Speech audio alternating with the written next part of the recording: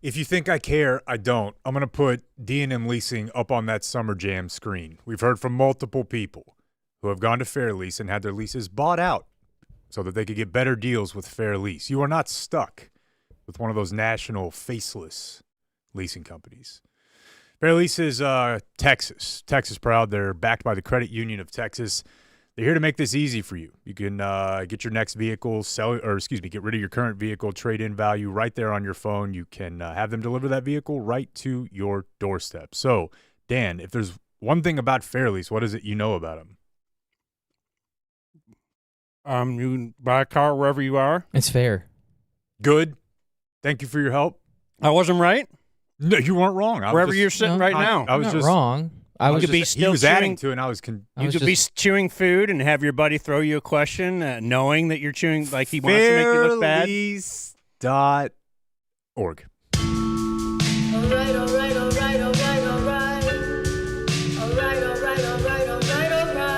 I don't think of it as making you look bad. I think of you as one of those F1 drivers who has like crazy reflexes, and I'm just tossing balls at you. I thought it was just because you wanted people to relate. This is just people are hanging out right now. Maybe you can lease a car lunch. with a mouthful of sandwich. Welcome to the Dumb Zone, everybody. I'm Dan McDowell. I'm Jake Kemp. I'm Blake Jones. It's Wednesday, so generally we do not do a program on Wednesday. That is a day for business. There better be a tweet. About what? Indicating that we're off live streaming. We're broadcasting live to tape today from the cozy confines of our downtown Dallas Game Day Men's Health Studio.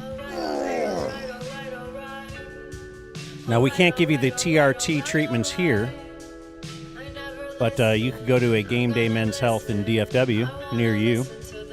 Like, look it up on your phone. Don't ask me to tell you everything about it, but mention the Dumb Zone when you hook up with them. But They'll treat you extra special. You can come show us that it works. What?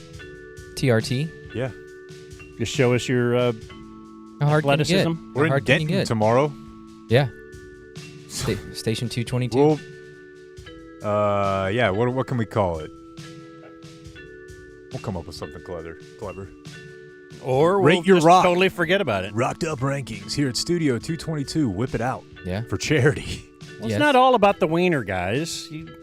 Why is everybody's... Come on. I was simply Brain just go right following. to the I was wiener. just simply yes-anding. How about what feeling he better? had. How about low energy? Definitely. You feel better because you're just bricked up, dude. Yeah, He's but, not like, wrong. It kind of does. You don't want want to run out of that. energy. Like, when, what use are having muscles if you have a limpy? Okay, let me ask you. Which would you rather have? Right? Like, you rather the guy from the Big Johnson shirts? Did that make its way to the Midwest, or is that a Southern thing? No, I know what that is. That guy? Yeah, I don't know. Man. Or like, okay. I just know you get 10% off TRT for life. Blake and I are just- But it's not all about your wiener. That's their slogan at Game Day Men's Health. There's more to a man than his wiener. You guys are so objectifying with all sexes, and I'm not going to take it anymore. It's wiener size and how far you can drive a golf ball, and Game Day can help with both. Damn. They should help me with my stamina's terrible right now. I'm sweating. We ordered Potbelly. We're downtown Dallas. And there's a Potbelly across the street, kind of. It's across the street and across a big parking lot, and you go in that big building. But then now they've closed off 4 of the entrances, and they make you walk around the whole building. There's no real reason. There's no reason to close those doors, folks. I have no thoughts on whether there's a reason. I just want to make it clear he did know that. This has happened a couple times already, right? So I get around the building. Now they make you sign in. I'm like, oh, I'm just going to Potbelly. Yeah, you got to sign in. No. What do they do next? Make you take a vaccine? That's right. That's right. So now I signed in. Then I get down there. Of course, the order's not ready. So now I'm looking at. It took me 8 minutes to walk there, and it's 23 after. So now I embark on I got a bad foot. Oh, I'm old, right? So I got stuff all over the place. This is why I need Game Day Men's Health. And I'm running, but the way I would describe my run is JD Vance. Yeah. Have you seen that video? And everybody's making fun of it. But now I'm like there's my guy. Yeah, I will tell you. I understand, JD. I'm sorry for all these people being mean to you. Maybe you got a bad foot. There's something going on with the ball of your foot. Well, I tell you what it was. What goofy runner or not, it was a dad run. You could tell that he started. He's kind of like, it was very is it, erect. Yeah, and he's freaking out. It was kind of fast walking. But even if there weren't any kids involved, when that popped up in my group chat, I said, I'm heading to the bench. I don't participate in this. I'm not making fun of the way anybody runs. But I made such good distance over the first 3 minutes that I had to walk the rest of the way. You 90-10'd it. That's fine. Yeah, I did. You did a high intensity interval. What's with this foot? We're gonna have to put you down or what? Look, what's going on? Let's just be glad it's just that's what the way I think of it I like is. it. Oh, my foot's bad? Okay, I can deal with that. That's better than like a heart or a. All right. You've been grounding too hard. Ooh, maybe the grounding is just those electrocuting electrons me, are basically. frying your bones. Or it'll fix it. That's definitely what they tell you. Anyway, we have a sit-in today in studio. It is the great Grady Spencer. He is from Grady Spencer and The Work. Hello, fellas. He's the Grady Spencer. You may know him from the DZGSE. Yep. He said you don't have to mention the work today. Yeah, they're off. The work is off. Unless they be paid. That's it. You may also remember him as the first guy to pay money to have the Roast Twins listen to his material and then just give their honest assessment. It's a great investment. Small business owner, great investment. I probably should have asked ROI. you this off the air, because if the answer's negative, just lie. Have Sure. you actually seen any sort of uptick in anything since the Roast Twins? Yeah, dude, for sure. I mean, that day, you can go see like daily streams on that song, and yeah, we had a definite uptick in that song. And then, yeah, the DFs being on their radar has been super helpful, and yeah, it's been incredible. Clayton hit me up this weekend, and he was like, I never really knew this music is great. Oh, I was like, yeah, thanks, they have a lot of it. Thanks. It's out there. I think we're going to drop that into today's break if you're watching live on YouTube. So if you like the YouTube stream and you love to get the fast food tips from Clayton, I don't believe that's going to come your way today. Oh, man. Nah, Jake scooped me on all the Brahms stuff, so. The Mexican flavors? Yeah, you took my whole segment. I'm telling you, man. Hit it up. Incredibly affordable. Yeah. It's the right move. It's what I've been saying the Cowboys should do forever, right? Brahms knows who's in there. I know. I go a lot. Hook it up. The Cowboys should 100% play at least one home game a year with a green stripe and a red stripe on their helmet. It would be awesome. Play nothing but Spanish or Spanish language music during the games. If only they'd listen to your marketing ideas, they could be big, the Cowboys. No, but they could win. But I'm that's saying going to help you win? I think having a better home environment, certainly, from game to game. They may have there's a number of reasons, but you look across their division. I mean, if I had to pick, I'd rather play in Dallas. And I'm fucking sticking to that. Yeah. Jeez, Okay. I don't know. I want to play you a couple. I like to play where I could see and be seen, but go ahead. A couple of pieces of audio just to let people know after the break today. We do have Sarah Hepola coming in. We didn't really address where we're going to put viewer mail. But Where's Jared Sandler? What time? In 7 minutes. Oh. Yes. So we can make that decision. You guys on the not going fly. to tell me? I just have a lot of viewer mail that I think might work well with Sarah. But real quick here, a couple quick hits for you. We haven't really talked about the flood situation, and we're going to keep it that way. But I was listening to some explainer, here's what happened when and how it happened. And they had some clips from the news conferences that were taking place. So these are just local officials, Kerrville, Kerr County. They're not used to they didn't know this was going to end up on a national podcast, right? But I think this guy would take this back if he could. The sheriff said he was alerted hours after the storm began. The city manager was also unaware and was in fact out for a jog around the time the flooding began to intensify. I was running the river trail at 3 a.m. this morning just because I'm that guy. Don't need it. 3 a.m.?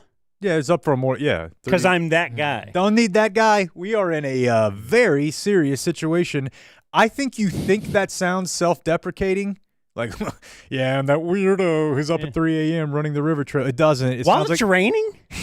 Well, it started raining then. If you recall, like he's saying even the reason this is important context in the story is he's saying I was running on the river at 3. It didn't look bad. But the point is he could have just said that. Instead, he didn't. Around the time the flooding began to intensify. I was running the river trail at 3 a.m. this morning just because I'm that guy.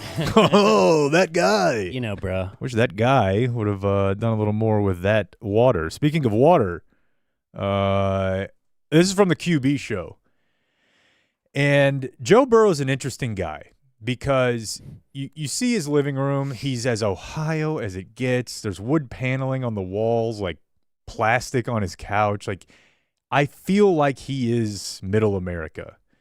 But he also dresses crazy and like buys $10,000 shirts that all of his Rust Belt buddies make fun of him for. So like I couldn't see Dan doing that. He also has influencers watching his house while he plays. Yeah, and by influencers, he gets to pipe this chick to make sure that his house doesn't get broken into again. Yeah. I could see Dan doing that, but this Joe Burrow moment right here just really said McDowell to me. Not really. I don't like boats like that. If you go on a boat, you're committed. Like, you're there for hours. Like, I like a boat for like 45 minutes, but then after 45 minutes, I'm like, okay, like I've seen it all. We're on the water. Like, I get it. Dude, the funny thing is I watched that episode, and I thought that's more Blake. Oh, really? I just But feel like I I've am- been on trips with you. At least one, we were like, we got a boat. Like, we're going to go out. And Dan's like, yeah, I'll be here when you get back. But Like, you're this going to guy be gone left all town day? when there's an eclipse. Like, what is it? The sun, you can't see it for a second? Okay. Yeah. And like No, what and do you you don't not like the get water, about right? being on the water? No. You're on the water. Like the it doesn't run I out. don't the like- relaxing part of it doesn't run out. But I don't like being somewhere that I can't leave. Yeah. Yeah. You don't like the implication. Yeah. Like, Yeah. if I'm going somewhere, like watching California, if I'm not driving, Oh, I'm very similar. I very want to be similar. driving. Well, for me, it was always like the Uber, or I will just pass out here while no one knows. Then I'll wake up tomorrow and we'll figure it out.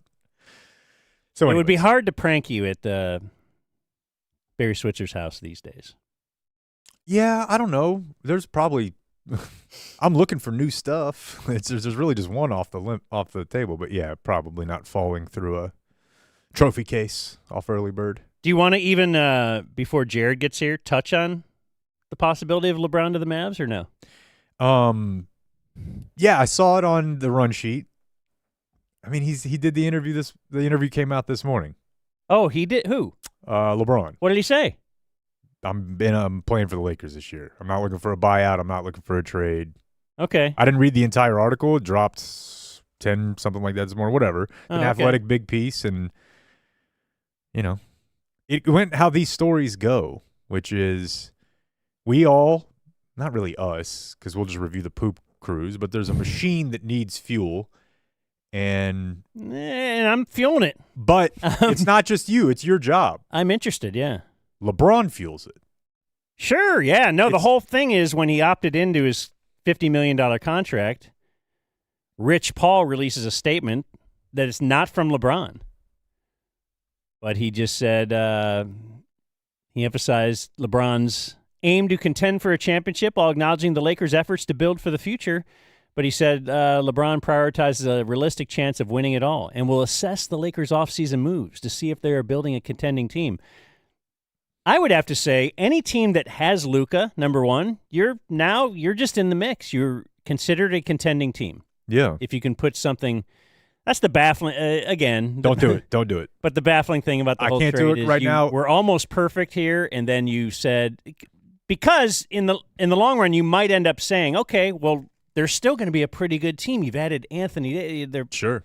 But you took away the guy that any team can build around. You can't just get Anthony Davis and, boy, I'm guaranteed I could be in a championship in a few years. You'd have to really be specific on the players. But By the way, we're going through a Luca the movie phase right now. You know how the kid gets a movie, watches nothing but that for a month? That's not helping my my mental state. what is that movie? It's a movie called Luca. It's just a called Disney Luca? movie, a little kid movie, and it's just Luca. I want Luca. Put on Luca. Well, what if it was called Nico? Would that make you feel worse? Boy, I knew there was a guy who emailed us who named his kids Nicholas and Luca. Oh. But yeah, But if you got Luka, you're in the mix. And now I think, too, LeBron at the age of 40 is still really, really good. What was he, second team All-NBA? Second or third? Like he's good. He's among the top 20 players in the NBA, no doubt. Yeah. You got DeAndre Ayton. I know he's had problems. No, they're fine. It's a good team They're not for like LeBron fine. to be on. They're not going to beat Oklahoma City, I don't think. But the thing about Luka is you might. And injuries never happen. know. You never know. That guy can just take over a series. That is something I don't know that LeBron can do that anymore. Anthony Davis never really could. Like, I'm taking this series and I'm going to carry the team on my back. Like, Luka can, and he's not here. I wonder, so this is the year that Luka could sign an extension with the Lakers. Not this summer, right? Next year? Am I high?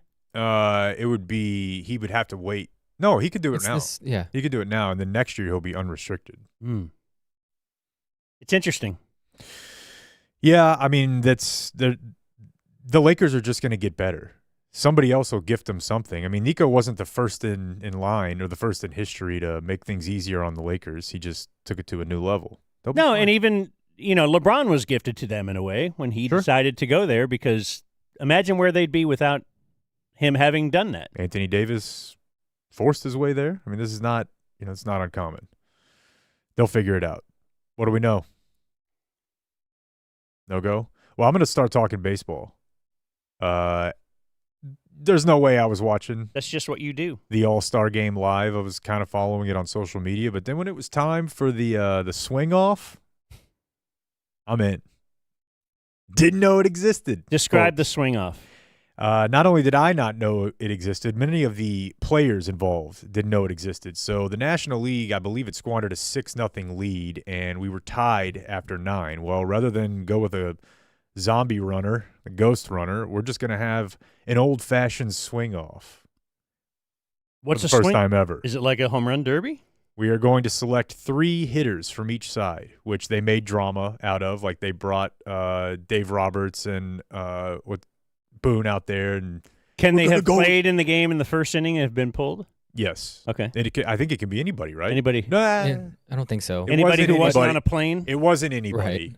Well, weren't there a lot of guys that left mid-game? Yeah. Jared might know this better. Okay, here we go. We have Jared now? Yeah. Oh, it could be. Okay, Jared Sandler joins us for his weekly visit. No. And we also have a sponsor for you today. Now's the time. We have a sponsor for the Jared Sandler segment. And Grady Spencer. What's up, Jared? From Grady Spencer and the Work. He is a not comedian friend of ours, magician friend of ours. That's right. And he bought a new garage door from Trident. And I believe he sang today's. What did you sing? Do you want to lay it out, or do we just go? I'm about to sing, my brother. I'm about to do it live. About to sing what? Yeah, the ad, the spot. Okay, you ready? Grady sent us his receipt, and I said, "Sing it." Oh, sing his receipt. Okay, here you go. Trident Accent Services, baby. I got a story for you. Let me tell it to you right now. Trident Access Services, I had garage door bad. But after just one email wrote, could I call you dad? Had a brand new door put in just a single day. Trident Access Services, holy crap, hooray.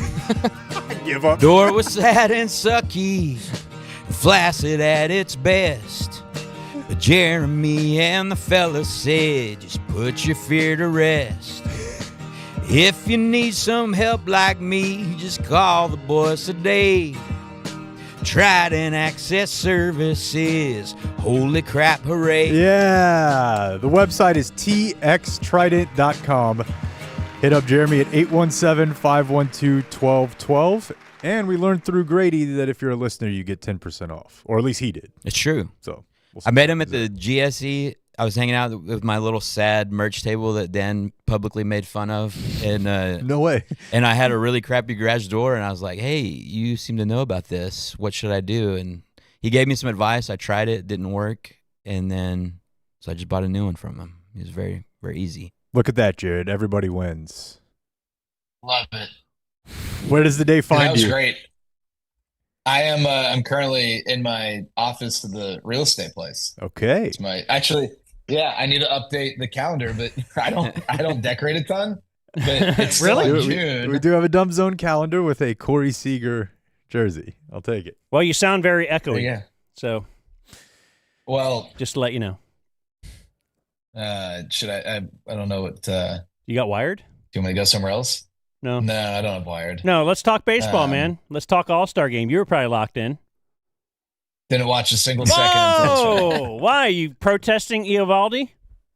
By the way, how does Eovaldi not make the All-Star team when what's his name was the guy he had to pull out? That would be the most logical. DeGrom? Yeah, DeGrom. Yeah. Okay, so I do have some beef on this. So I'm going to go to a conference room. Apparently, there's better audio here. We got conference rooms in this place. He will attempt to please you, Dan. Yeah, anything for Dan. What is it still echoey now? And then he'll complain about it later. Yep. So here's the deal. I think with Eovaldi, one of the reasons he wasn't, first of all, he should have been an all-star right from the jump. But one of the reasons he wasn't asked was because he was always on track to pitch Sunday, and thus, why would you add him as a replacement when he wasn't going to pitch anyway? But to me, that's silly because 10 years from now, no one, I have never, ever once talked about a player and been like, man, and in his all-star game career, he went 3 innings of scoreless baseball over 3 sets. Like, no one has ever recited anyone's all-star game stats unless it's like one specific one-off special occurrence. Jeff but we always say, well, three-time all-star, 4-time all. Yeah, sure. But what was Hank Blaylock's line in that game? I'm kidding. I know what you mean. Yeah. No. I know. But we say 3-time all-star, 4-time all-star, 6-time all-star, whatever. And so it to me, it seems so backwards that if you think the guy's deserving of being an all-star, make him a bloody effing all-star. To be able to put it on his resume, he said I was an all-star. So they could have had 51 instead of 50. Or how many did they have last night? They had a ton of players. Yeah, that's the thing. They added Clayton Kershaw and Jacob Mizorowski had 5 starts. Well, you want to know something? Nathan Eovaldi's ERA was about a half run better than anyone else's in Major League Baseball. And just because he was a few innings short of being a qualifier, maybe he's not getting the same consideration. I got an issue with the standards for being a qualifier as a pitcher these days. That's a separate conversation. But yeah, it just made no sense to me. It wasn't like he had fringe numbers. He has unequivocally been one of the 3 to 5 best pitchers in all of baseball this year, not just the American League. And he threw over 90 innings. It's not like he's made 5 starts. And it just, because he wasn't going to pitch, I don't think he should be stripped of that honor that would stay with him in perpetuity. Yeah, and some guys I gather probably still have incentives based on all-star games. I mean, I know this has always been the thing in the NBA that's touchy is there's so much money involved in all NBA and all defense, and they know that the people that they're having to get interviewed by every day vote on it. So when Klay Thompson loses $115 million because he missed by 3 votes, and it brings up a good question, though. The game has changed a lot. How much have they revised the plate appearances or innings to qualify? Not at all? Not since the 50s. Well, that's insane. Nolan Ryan qualifying is the same as Mizorowski? That's weird. So and now Mizorowski obviously is not a qualifier. Okay, so just anybody who goes 5 1/3 or 5 2/3 on average now. Yeah, so the inning, to be a qualifier as a hitter, it's 3.1 plate appearances per team game. I think you basically have to have 503 plate appearances at the end of the season. To be a qualifier as a starting pitcher, it's 1 inning per team game played. So if your team's played 90 games, you have to have had logged 90 innings. So you could be a qualifier one day and then not a qualifier the next day and then get it back, all that stuff. Did you know all this, Dan? The problem is, Jake, I had no idea how that worked. No. That they have a rolling okay. Yeah. Now that's to be eligible for the league leaders when you look at stats, right? Now, that's why you see people someone gave me a hard time yesterday. Well, you're just cherry picking a minimum. I did minimum 90 innings. And yeah, I guess that's not wrong. I did cherry pick an innings limit that he was a part of, but it's not I'm picking some ridiculously low number. The problem is the qualifying standards were set in the 50s. Since 1962, which is when they went to a 162 game schedule, from 62 to 2011, for the most part, the starting pitcher averaged over about 6 1/3 innings per start. There were a few years where it dropped below 6, and then obviously in the front end, some years where it was above 6. But since 2012, starting pitchers are averaging 5 1/3 innings per start. That's a full crazy. inning less. Like it's not even that's such a large change in the way the game is played. Like I think of something analogous in another sport, but the fact they haven't changed the minimums by you're reducing it by 15%. Yeah, and so the problem is too. It'd be one thing if it was these guys' fault, but it's not. They are like the decision makers are strategically funneling things in a different direction. They are encouraging guys to put their foot fully on the pedal and only go 5 innings, or the teams are building rosters not with guys who are going to give you 6 to 7 innings, but rather bullpens that can cover 4 to 5 innings per game. So it's not like it's even their fault. And with Eovaldi, that's not the case. He just happened to miss like 3 or 4 starts. What'd you? Okay, so you didn't watch any of the game. Have you? Well, you stopped in the middle of telling us. I know. What is the hitting thing? And that's what I was going to ask if you wanted to do it. So you haven't seen the swing off? Or have you gone back? No, that's all I watched. Okay. I was watching a show and then I saw I was going to a swing off, and that's the only part I watched. Similar experience. So, Dan, they announced, the two managers announced that there's going to be 3 hitters on each side. Do you know about the qualifications there? Was it simply be on site? Because I know there were guys that hit who had hit before. Okay. Yeah, I was told that the managers before the game identified the players. Because here's the thing with the All-Star game, to tell a dirty little secret. A lot of the players, when they're done, they leave. Like they by the time the game, when that swing off was going off, I bet there were more than a handful of players who were on a plane back to wherever they were going. I feel that. So for sure, the swing off players were predetermined, and I think the reason why there was a confusion about, I guess there was confusion whether Eugenio Suarez was going to do it, but instead they had someone else in the National League. I forget who it was. But that's because Suarez was one of the predetermined players, but for whatever reason, he wasn't available to do it. So, I think that was the eligibility was basically anyone, but it was determined before the game. Yeah, because there was at least one guy who was like, I just found out this exists. Like, I don't know what this is. And they're interviewing him. And so you select 3 hitters from each side and you get 3 swings each. So you're going to go just in a normal shootout penalty kicks style. And in a home run derby? Yeah. Okay. 3 swings each. So who throws? Your own bullpen. Like you get it's a coach, right? Okay. It's not like my dad. You can pick whoever. Some of the guys have their dad throw to him. Oh yeah. I mean, there was derby or something. And there was all that. Like last night we had some brothers. Or 2 nights ago we had some brothers, some dads, some youth coaches. But I felt like the guy who's throwing that is under a lot of pressure because you are trying to really place it perfectly there, and now you're on like a real limit. But I gotta say, dude, it was super exciting. Like I was locked in. The first dude up. Do you have any relationship with Rooker at all? Like, do you talk to him much or anything? Because I don't know. He's like, go ahead. Yeah, I wouldn't say really. I've interviewed him a couple times, and one of the times I sat and talked to him afterwards for like 5 minutes. That's the extent of it. Okay, Brent Rooker of the A's is good friends and friends of the show of our buddies down in Austin, Washed. Like he's on their podcast all the time and has been throughout the minor leagues, and now all of a sudden, he's blowing up a little bit. So he leads off, Dan, with 2 home runs. What's their connection? I don't even know. Like they're just like they're the same size as us, but national. Yeah, I know. I mean, they have guys who listen who grew up in Tennessee and whatever. No connection to Texas at all, to my knowledge. But anyways, so he hits 2 out and the pressure's on. And there were just some really dramatic moments. Like the American League rallied and it was tied at 1, after 2, I think. But in the final frame, the American League hitter needed 1 more. I think they had already hit 1 and they needed 1 more to tie it and force extras. And they hit the top of the wall, like bounced off the top of the wall back in. Oh, it's getting National League's going crazy. It was wild. Like you're actually interested in the home run derby as a pressure-filled situation. And what Kyle Schwarber did when they were down, I think they were down. He got up there and hit 2 back-to-back. the second one of which was off of his knee. Again, invalidating my point that all the fat power hitters are right-handed because he's a lefty. But it was awesome, dude. It was just exciting. The players were going nuts.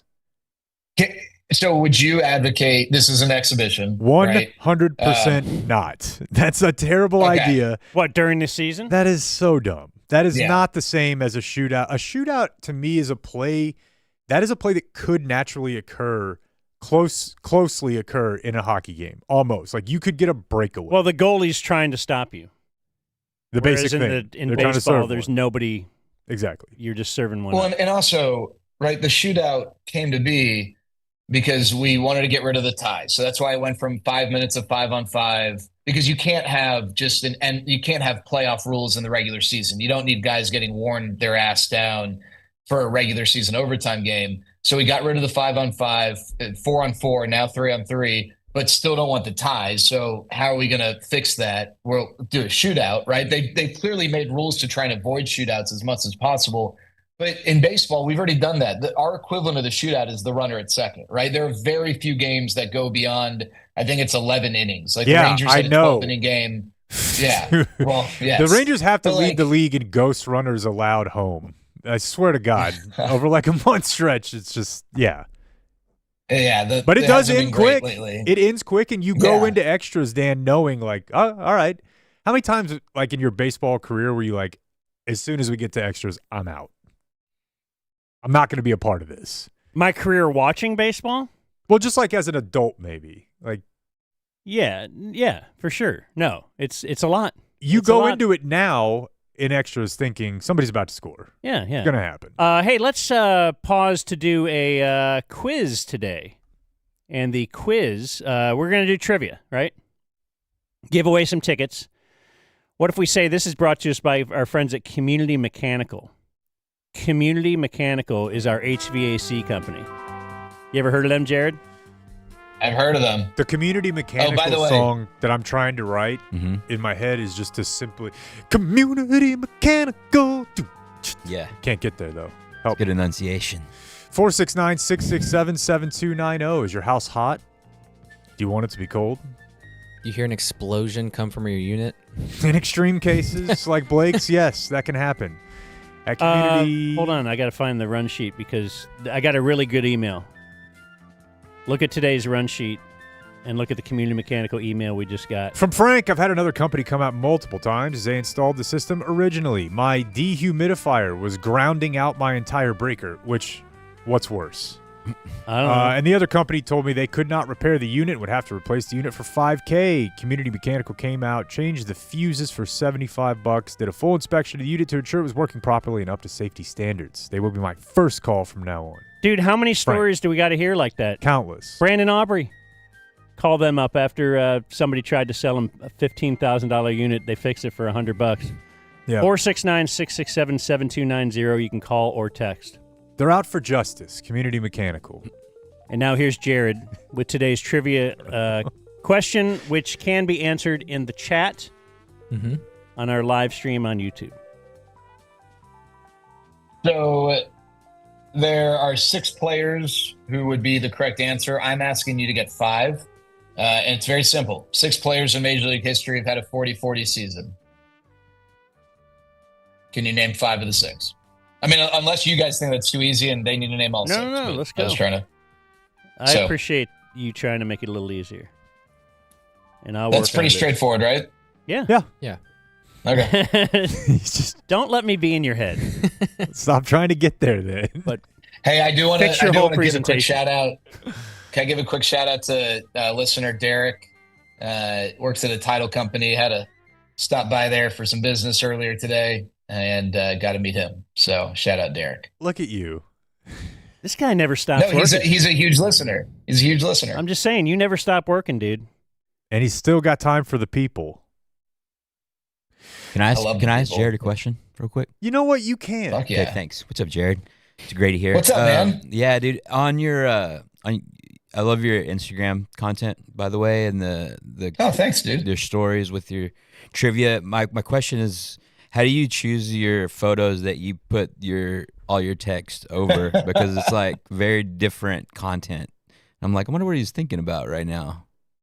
Yeah, sometimes it's very random. I now have, my wife has caught on to the fact that I like to put pictures of my dog because my dog's my best friend. But like sometimes I'll just wherever I am, or I'll randomly scroll on my photos collection to something like 5 or 6 years ago. I try very rarely to have a picture that involves me unless it's me in like a self-deprecating kind of scene or setting. Like there was one of me when I was like 5 years old looking like a dipshit. So like I was happy to put that on. But yeah, I am open. I've actually had a few people send me pictures now. Like, hey, like, can you use this for a trivia background picture? Which is kind of funny. Wow. And I'm wow. Yeah. How do you feel about that? That feel great. Okay. Man. Yeah. I mean, I'm glad that I'm not the only one noticing, but it's fire content, as the kids say. I appreciate it. Yeah. Thanks, man. Do you think the Rangers are going to make the playoffs? Didn't you like guarantee doing that huh? at the beginning of the year? Have you Tell looked us at how the the Astros suck? It's possible. Have you looked at any Yeah. of the zip stuff or anything like as of today, or any of the projections? Right now, they are projected in most sites 81 and 81, Yeah, which feels almost So- perfect Solid. for the year that I've watched. I And it am- won't be a the smooth next- 500. It'll be an insane roller coaster 500. So here's the difference to me. I was talking to someone about this last year versus this year, because last year they were in a position around the deadline. They had just swept the White Sox. Are they going to buy? They're going to sell. You're feeling good about sweeping the worst team in Major League history. And it just seemed kind of fool's gold. Last year's team was just a very unimpressive group in terms of their performance. At no point did you like have a lot of confidence. Yeah, they're really turning things around. This year's team has a different feel. First of all, for the last month and a half now, they've had like the second best offense in baseball. You've got DeGrom and Eovaldi. Healthy. I mean, it's the Healthy. healthiest they've been, and their offense has actually been serviceable. And I know that some people might roll their eyes at this, and maybe that ends up being the most appropriate reaction, but Jock Peterson's coming back. And I understand that Jock, when he was hurt. Get him out of here. Well, I understand when he was hurt, he was not very good, but like he is still the same guy who was one of the best hitters in Major League Baseball last year against right-handed pitching. And so I think you got to at least leave open the possibility that this has just been a very necessary reset, and maybe he does contribute. The problem is, and we've talked about this, the money. What are the Rangers going to do at the deadline if there is a limit to how much money they can take on? And so I think that's going to create some interesting challenges for Chris Young and Ross Fenstermaker to figure out how to add, and maybe they have to buy and sell, right? Maybe they got to trade away a contract that could, of a player who could help, but it creates some space so that they can fill more direct needs. Are they going to make the playoffs? I still am going to say yes with the 3 wildcard setup. I also do. I'm not saying the Rangers are going to win the division. I did say this a week ago after the Astros swept the Dodgers. I just kind of had one of these like, you've got to be kidding me. Like what is going on? They're not that good. They are good. The Astros are better than I thought they were. I will raise my right hand and say, hey, so far right now, egg on my face. I'm the guy who said that they would go 80 and 82. Clearly I'm an idiot. But what is also true is that I don't think they are a 20 games over 500 team. I think they are closer to like an 86 to 87 win team, which means they are going to have a bit of a downturn. They already have. They've lost 5 of their last 6. And so it creates an opportunity for the Mariners and the Rangers perhaps to get back into the division. I think that is going to happen. I really do believe that. Do we have answers? We do. For our trivia question, which was? Oh, who are the 6 players who have had a 40-40 season? Name 5. Was Canseco the first? Canseco was the first in 1988. A-Rod. Did A-Rod do it? A-Rod in 98. Am I supposed to confirm answers yet? Acuna? Yeah. I only know Okay. A-Rod because of rap songs. Acuna, I didn't know that. Acuna in 2023. Did Had Matt Kemp ever do it? 40-70 season. No way. Matt Kemp, no, he got close. He got very close. Never did it. All right, we got 3. DeLucci'd steal a base on you. David DeLucci. Yeah, David DeLucci is not correct. All right. Matt Kemp is in a group of players who he ended one away. He had 39 home runs And I remember he had like a week to try to get 40 or maybe a few days, and he couldn't get to 40. What about McCutcheon? McCutcheon never got there now. All right, what do you got? So Alfonso Soriano also was one home run away, but then a few years later got there. You said Canseco, A-Rod, Soriano, Ohtani last year. Oh, yeah, of course. The one who went 50-50. Yeah, and Barry Bonds. Barry Bonds did it in 96. Oh, he did? Yeah. That roided up, huh? Yeah. Was Bonds 96 could boy? scoot. 96 wasn't roids, was it? No. Well, when I think of skinny Barry thoughts- Bonds, I think of 1989 to 92. Is that way wrong? He was already big. He was still small in 95, 96, or smallish? So it was not 96 was not. I think if you looked at 2001 versus 96, you would notice a difference. But I believe he had started at that point, but I could be wrong. Okay. Yeah, but there you go. Well, one lucky listener, I guess viewer on this day, is going to a Rangers game of their choice. Or maybe it's Jared's choice. I don't really know. You're going to go to a Rangers game. Mutual. Potential one lucky listener buys a house from him. That could also happen. I mean, I'm not a realtor. That's not at all what I do, but I appreciate you mentioning that. Something investing you can invest with. Yeah. Can I ask Jared one more question? Yes. You actually Jesus Christ. Is Jock Peterson, is he still doing the grounding? I remember watching a YouTube, like, behind the scenes. He was a big grounding guy back in San Francisco. Is he still doing that? Maybe that's the problem. So See him ground out he to walks short. around. Hell yeah, bro. Sports joke. I don't know. I don't know if he is grounding If I in laughed that at that, way. you'd have but yelled at I me. will see him. I will see him walk around the outfield sometimes without shoes on. Yeah. So we go. that kind of goes in that direction, right? Yeah, I mean, I remember in that YouTube, he was definitely talking about grounding. I'm looking at it right now. This is a long article about Yeah. all the stuff. Regulate your breathing. Be Yep. able to work your way through your uncomfortable feelings. There we go. Barefoot Bless him. walks with mental skills coach. That's maybe why, because I've been feeling great lately, Jared. I am so You're happy. grounding? I'm happy that you're on the show today. I'm pleased that you join us every week. I'm proud to be a friend of yours, and How do you hang up on him? and I wish you well in your future endeavors. I love Jake and Blake too, and to a lesser extent Clayton. So anyway, everything's great. Go Rangers! It's going to be a great second half. I'm looking forward to a big second half, bro. Let's go. Let's bring this thing. Hey, home. hold on. One quick thing. God damn it! All right, go ahead. Go ahead. See you, Jade. Oh, See you guys. are you just doing that on purpose? Oh, buddy. I mean, how do you match the salaries? Like, who do you give up on the Mavs to get LeBron here? Shut it. Is the case. You shut it. Because that was a big talk, right? I wrote an gonna article about it. You did? And listen, Was there any way actually to?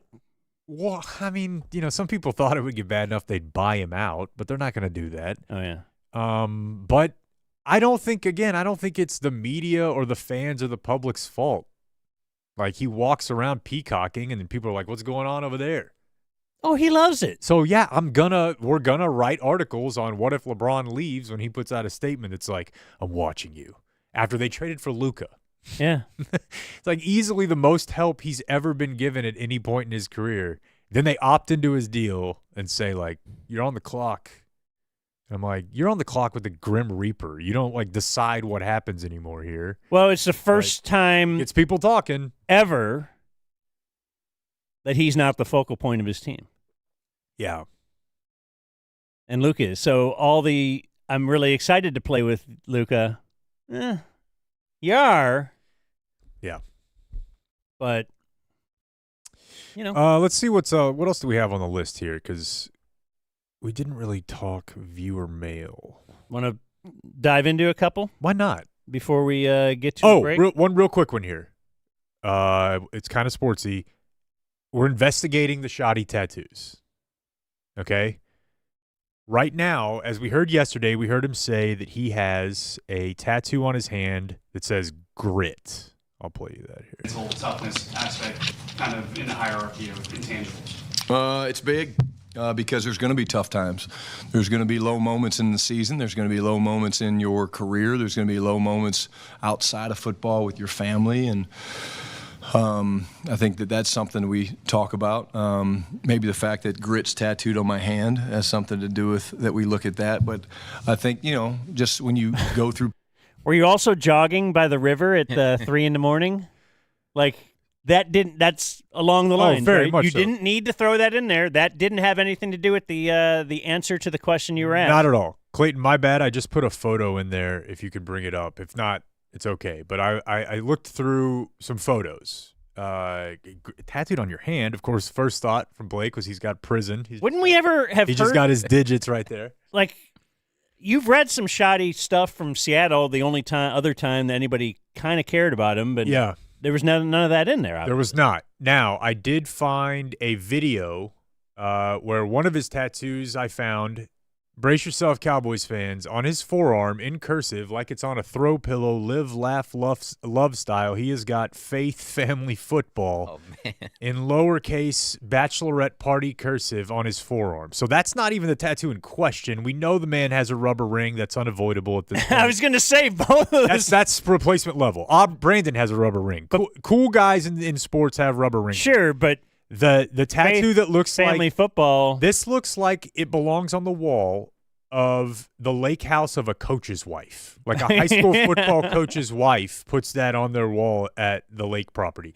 And that's not even the tattoo in question, folks. This is at every new high school football stadium because it took $50 million to build. They have some random interior designer that doesn't know anything about football, so she just picks football stuff, amenities, and pictures to put in the bathroom. Where this started. And this guy gets exactly where this started. Yeah. Where? Boy, Al, I love the artwork every time I come down here. Gene Jones has really decked the place out. No, it comes from the Cowboys. The Cowboys turned AT&T into like an HGTV. Gene's got art. A lot of it has to do with football. That's all the moms in Argyle and Stephenville and Southlake are doing. We're all just doing what it's. I feel like we need to get mad at Chip and Joanna again. More on that in the news, but you're probably right. So he's got that tattoo. I found another one that he has, and it's on his wrist, like on the inside of his wrist, and it is what he calls a life license plate. It's a Tennessee license plate. By the way, Coach, I hope to meet you one day. I'm not making fun of this tattoo. I have similar thoughts. Your faith, family, football tattoo's gay. It's a Tennessee license plate with his wife's birth date and his 2 kids' birth dates, like as numbers. So, fine. Honestly, there was a time when I was at the Hab where I was like, I'm going to get both kids' names tattooed on my wrist because every time if I were to pick up a drink, I would always have to look at that. And he says the same sort of deal. So we're giving him a pass on one of these tattoos. I can't find this grit tattoo. So you decided not to do the kid thing at some point? What was? It was my wife. She was like, yeah. And I'm still probably going to. My husband to have tattoos on his wrist? Whenever she's holding him down in bed, she has to stare at the names. I thought about that, but that doesn't happen. That's not a common position. I ran through them all, and I was like, this won't be weird. So some light rush stuff. And yeah. Got to see that name coming at her. Right. Yeah. There are reasons not to do it. But don't also, hit me with Nora. My wife was just like, yeah, that's. She thinks my tattoos are trashy anyways. Like, I'm trashy. I'm a trashy person. And so when I told her about Schotty's tattoos, I was like, hey, I think he's apparently has a grit tattoo. Like, that'd be crazy if I got that, right? And she was like, what? And I showed her his tattoos. He has the faith, family, football. I think he has the license plate, another little one on a forearm, and then this phantom grit tattoo. And she, knowing nothing about him, goes, did he grow up poor? And I was like, why? And she was like, because he's got Haltom City tattoos. I'm like, no. His dad was like a millionaire coach. Mm-hmm. She's like, well, he's got poor people tattoos.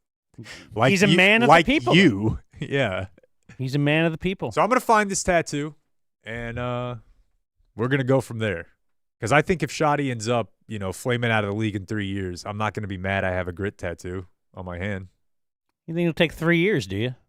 You're like Thanksgiving, right? You know what's fucked up? What? Is that you two have ruined my home front so much so that when I said I was thinking about this, she said, "What are you going to do at Thanksgiving when he's fired?" Yes. There you go. We've done it. She doesn't know anything about this. She listens to the show and hears you two buffoons. She sounds like she's very knowledgeable about the game of football, and I'd like to So there's my Schotty for the day. do a little back and forth, talk to her a little bit. Coffee. Maybe coffee. You want to just take a break? Maybe that's the move. And then we'll come out, we'll do some viewer mail. Sarah joins at some point. Get the sheds in here. Get the milk sheds. Milk sheds popping. Interesting that Grady chose this day to be here. Well, last time it was Jimmy who, like, I love Jimmy, but it was a lot. I was like, what is this guy talking about? Yeah. I was so thrown off. So, yeah, it's good times. All right. The Dumb Zone.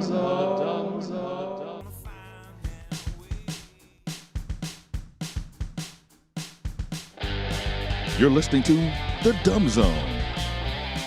I wanted to use this moment to promote our social media handles because we've never done it. Wow. Right? Why don't you dab after that? Let's see. I'll dab on you, bro. On Twitter or I do X, with all the haters.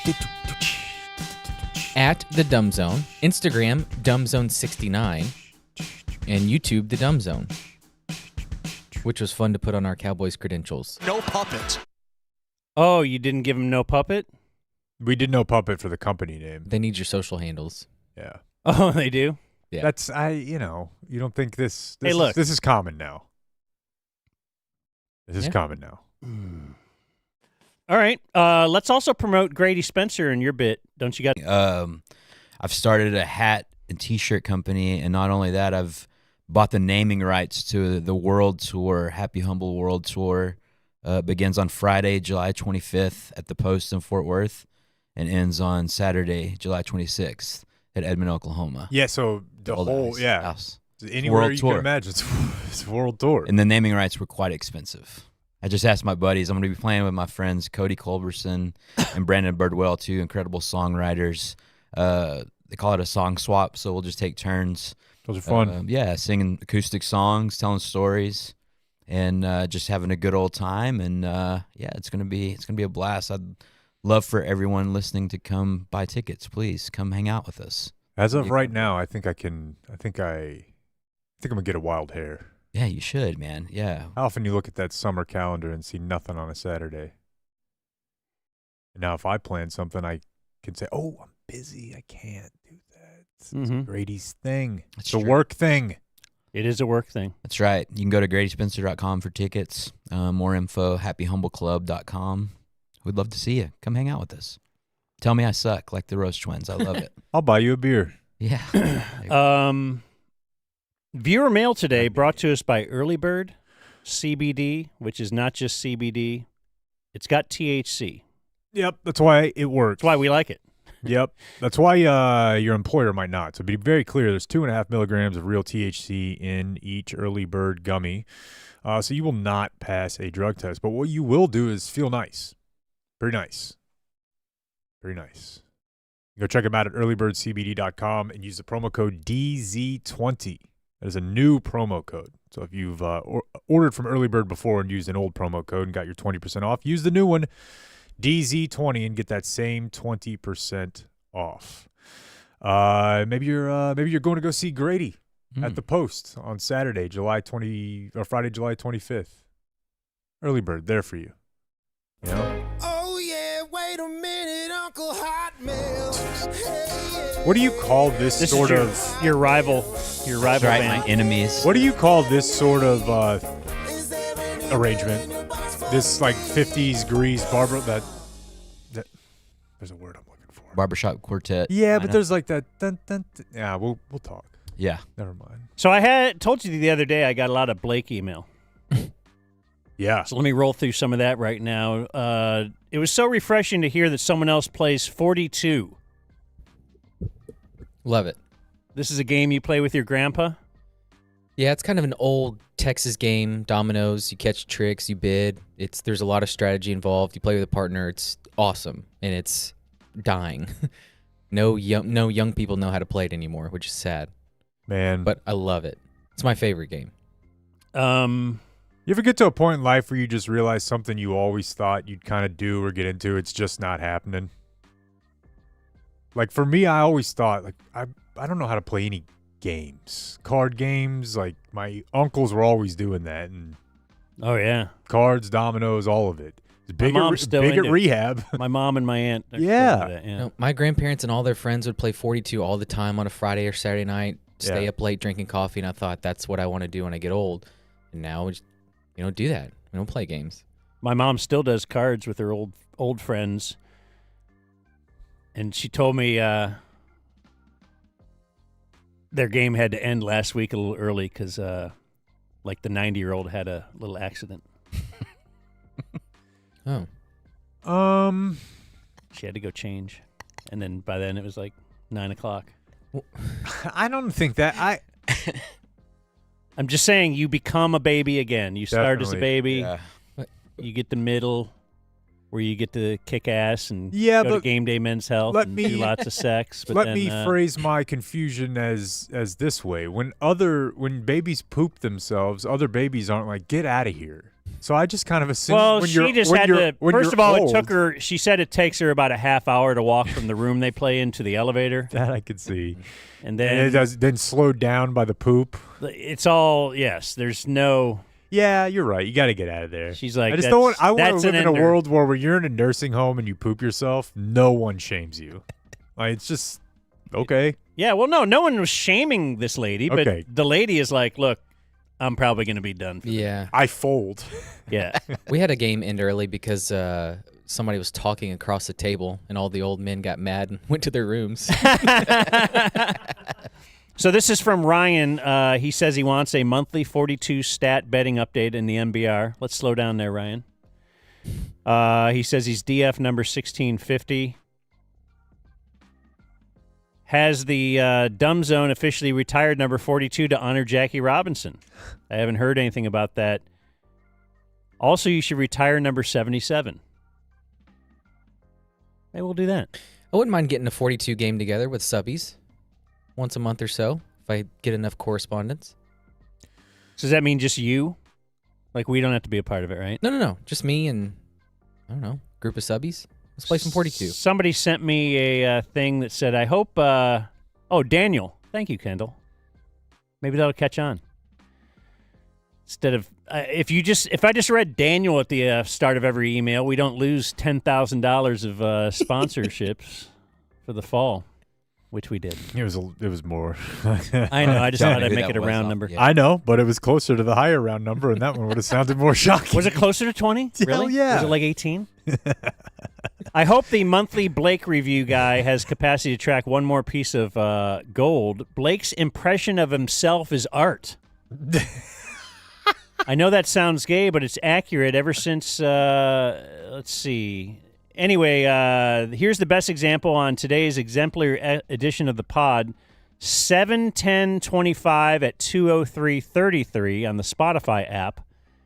This is from Kendall, where apparently Blake imitated Blake.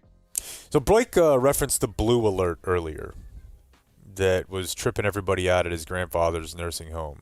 The blue alert is when a police officer is when you're about to blue deposit on the small of her back and kind of give her a little blue alert. Little pat, let her know, right? I'm about to blue. Yeah. You gotta give an alert. Don't you sometimes give a pre-warning? Or no? Blue or blow is not the verb I typically use. Just like arrive. I'm about to arrive. Commence. Yeah, it's about to leave. Blue sounds like you're doing cadence. Do you tell her? You're like, boo, 98. With your little Blake voice? Because I respect you so much, you should know I'm about to come. But not right now, like later. I'll let you know. I could probably keep going. I'll give you a reminder every 30 seconds. Up on the head. Okay, 2 minutes. So was that good? Blake imitation. I don't know if it's good, but it's funny. It's very weak. I just like thinking of Blake having sex talk. Yeah. Yeah. Especially now that we know that he sounds like that, but goes so hard that his nipple rings got ripped out while he was having sex. Hey, look who it is. Sarah Hepola. Sarah Hepola's here. Hey, guys. Sarah Hepola. What? Sarah. Oh. What's going on? I don't know. I think we made an intro once upon a time. I like that. Yeah. It sounded very epic. Sarah Hepola from the Dallas Morning News. True enough. From the New York Times bestseller list. Mm. Do you get to still say that if it was like 10 years 10 ago? years ago, they never take it away. That was actually my first thought when they called me to tell me I was on that list, was nobody can ever take it away. I'm going to the grave with that. It doesn't matter if I never write a book, and I might not. But I have good news on that front, guys. On you writing a book? Mm-hmm. Heck yeah. You want to tell us right now, or should we keep going with some viewer mail? We'll get to her. Or not Yeah, her, but her I don't wife wanna- specifically. Oh, we'll get to her. I don't want to overtake. Do you know anything about Angelo? Angelo is Blake's homeless guy. Aw. Blake met a homeless guy. Couple months ago now. Gave him he felt so bad about his plight. Gave him a Venmo credit card. Or Debit card. Debit card. He went and bought him. He met him on the train. He went and bought him lunch and said, I think this guy needs more than that. I kind of believe in him here. He got him a $25 Venmo gift card. I know this is annoying because other people know the story, but was there anything special about Angelo that spoke to you? His big hog. What that mouth do? Okay. Yeah. He could pop his teeth out. Well, because you could do this to anybody. Get a gummer. No, I'm probably a sucker. I don't know. He's a believer. He was like, God's going to bless me. Then it just pulled at me. And I don't know. I just felt Just a cosmic connection. just, yeah, whatever. It's sweet, isn't whatever it? turns me into a sucker. So I love sounds it. sweet, doesn't I it? He love He it. gave him a $25 card, but he told him, I'm going to put $25 on for you every week. Reloadable, 25. It'll Every help week. you. You'll get 3 meals out of it a week, hopefully. You see that sign right there?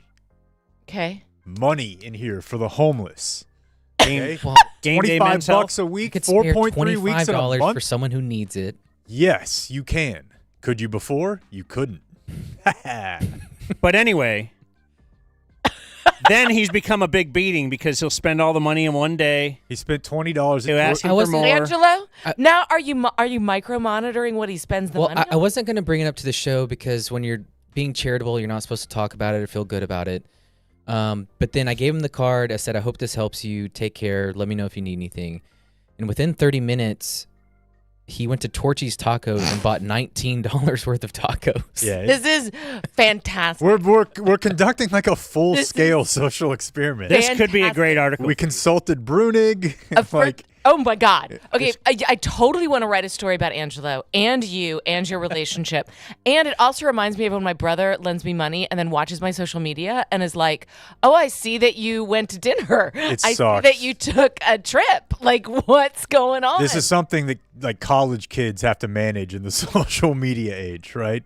Right, I can't Parents do are it. I'm giving you busy. money. Yeah. Oh, really? Yeah. Anyway, Johnny, listening to Blake's update about Angelo losing his card, also asking for more food to feed multiple people, it dawned on me he's got to be trading that food for some street pussy. Okay, listen. That's from Johnny. Here's how we arrived at this potential conclusion, Sarah.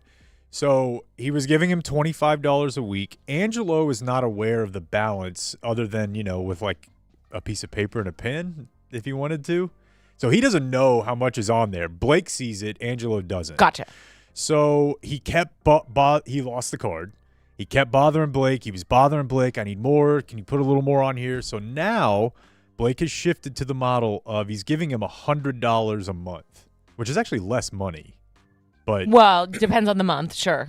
Yeah, 4.3 there was- week guy over thank here. you. There was just too much communication. But I was he- beginning to Oh, absolutely. just not feel for this guy anymore. And you're I didn't resenting like it. I didn't like it. Yes. So So he I gave thought him- to cut it back a little bit, let's go monthly. Yes. Which is probably worse because he probably has no idea how much is left now. However, our first purchase with this new financial arrangement was $32 at Lowe's, which I feel like we're growing. Absolutely. And, there was still money there 6-7 days later. So this is where he is now. There's a guy out there. And here's the other thing. We found out Angelo has at least 2 other benefactors. No. Yes. No. Does that kind of hurts? It hurt me. It should.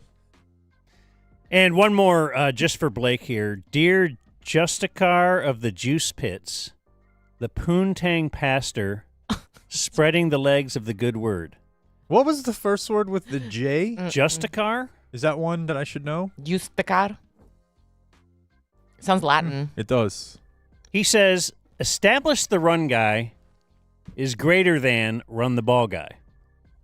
Everyone runs the ball. Mm-hmm. The need to establish the run game is what makes it so quintessentially old man. I thought it was genius when Blake presented it, and I feel it has been dumbed down. I agree. Did you originally present it as establish the run guy? Yeah, I think so. That was my gummy thought. He did. Okay, well then it is our bad. So we will forevermore refer to you as establish the run guy. ERG. Jake. This is from Nick, all from Nick. Can I get a name rating for my newborn baby? Hit me. Madigan. I like it. I don't know why. Maybe it's because I only know one Madigan. Madigan from Cirque and P-Dog, but it seems like a chill name. It's like a nice mix of old and new in some way, I feel. I have another name rating for you. Jake rates baby names. I get that. Because he'll tell you to your face that your baby's name sucks. It's brutal in here today. That's what people, though, want. They do. Somebody honest like Jake. Get real. Yeah. Right. If you ask me, I'll say it's a great name. And then behind your back, I'll call Blake and be like, did you hear that name? Mm-hmm. You're so gay. Have you ever read Sam Harris's On Lying?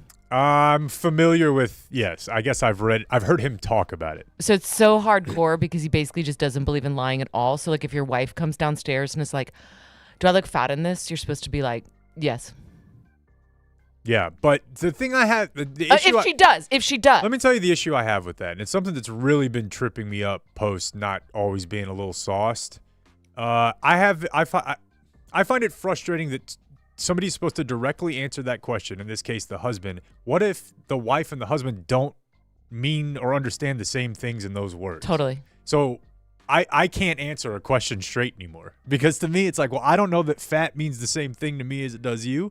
So Sam 100%. Harris's plan is bullshit. Well, you can't just have some sort of Kantian commitment to. It's like, too black and white. Yeah. And you're exactly right. And you look at Jennifer Love Hewitt. That's a perfect example this week of, That almost melted the group chat. Yeah. What'd I miss? Jennifer Love Hewitt at like the 25th anniversary of I Know What You Did Last Summer. She's probably 100 pounds heavier, and I didn't need Game Day Men's Health with that, buddy. She looks incredible.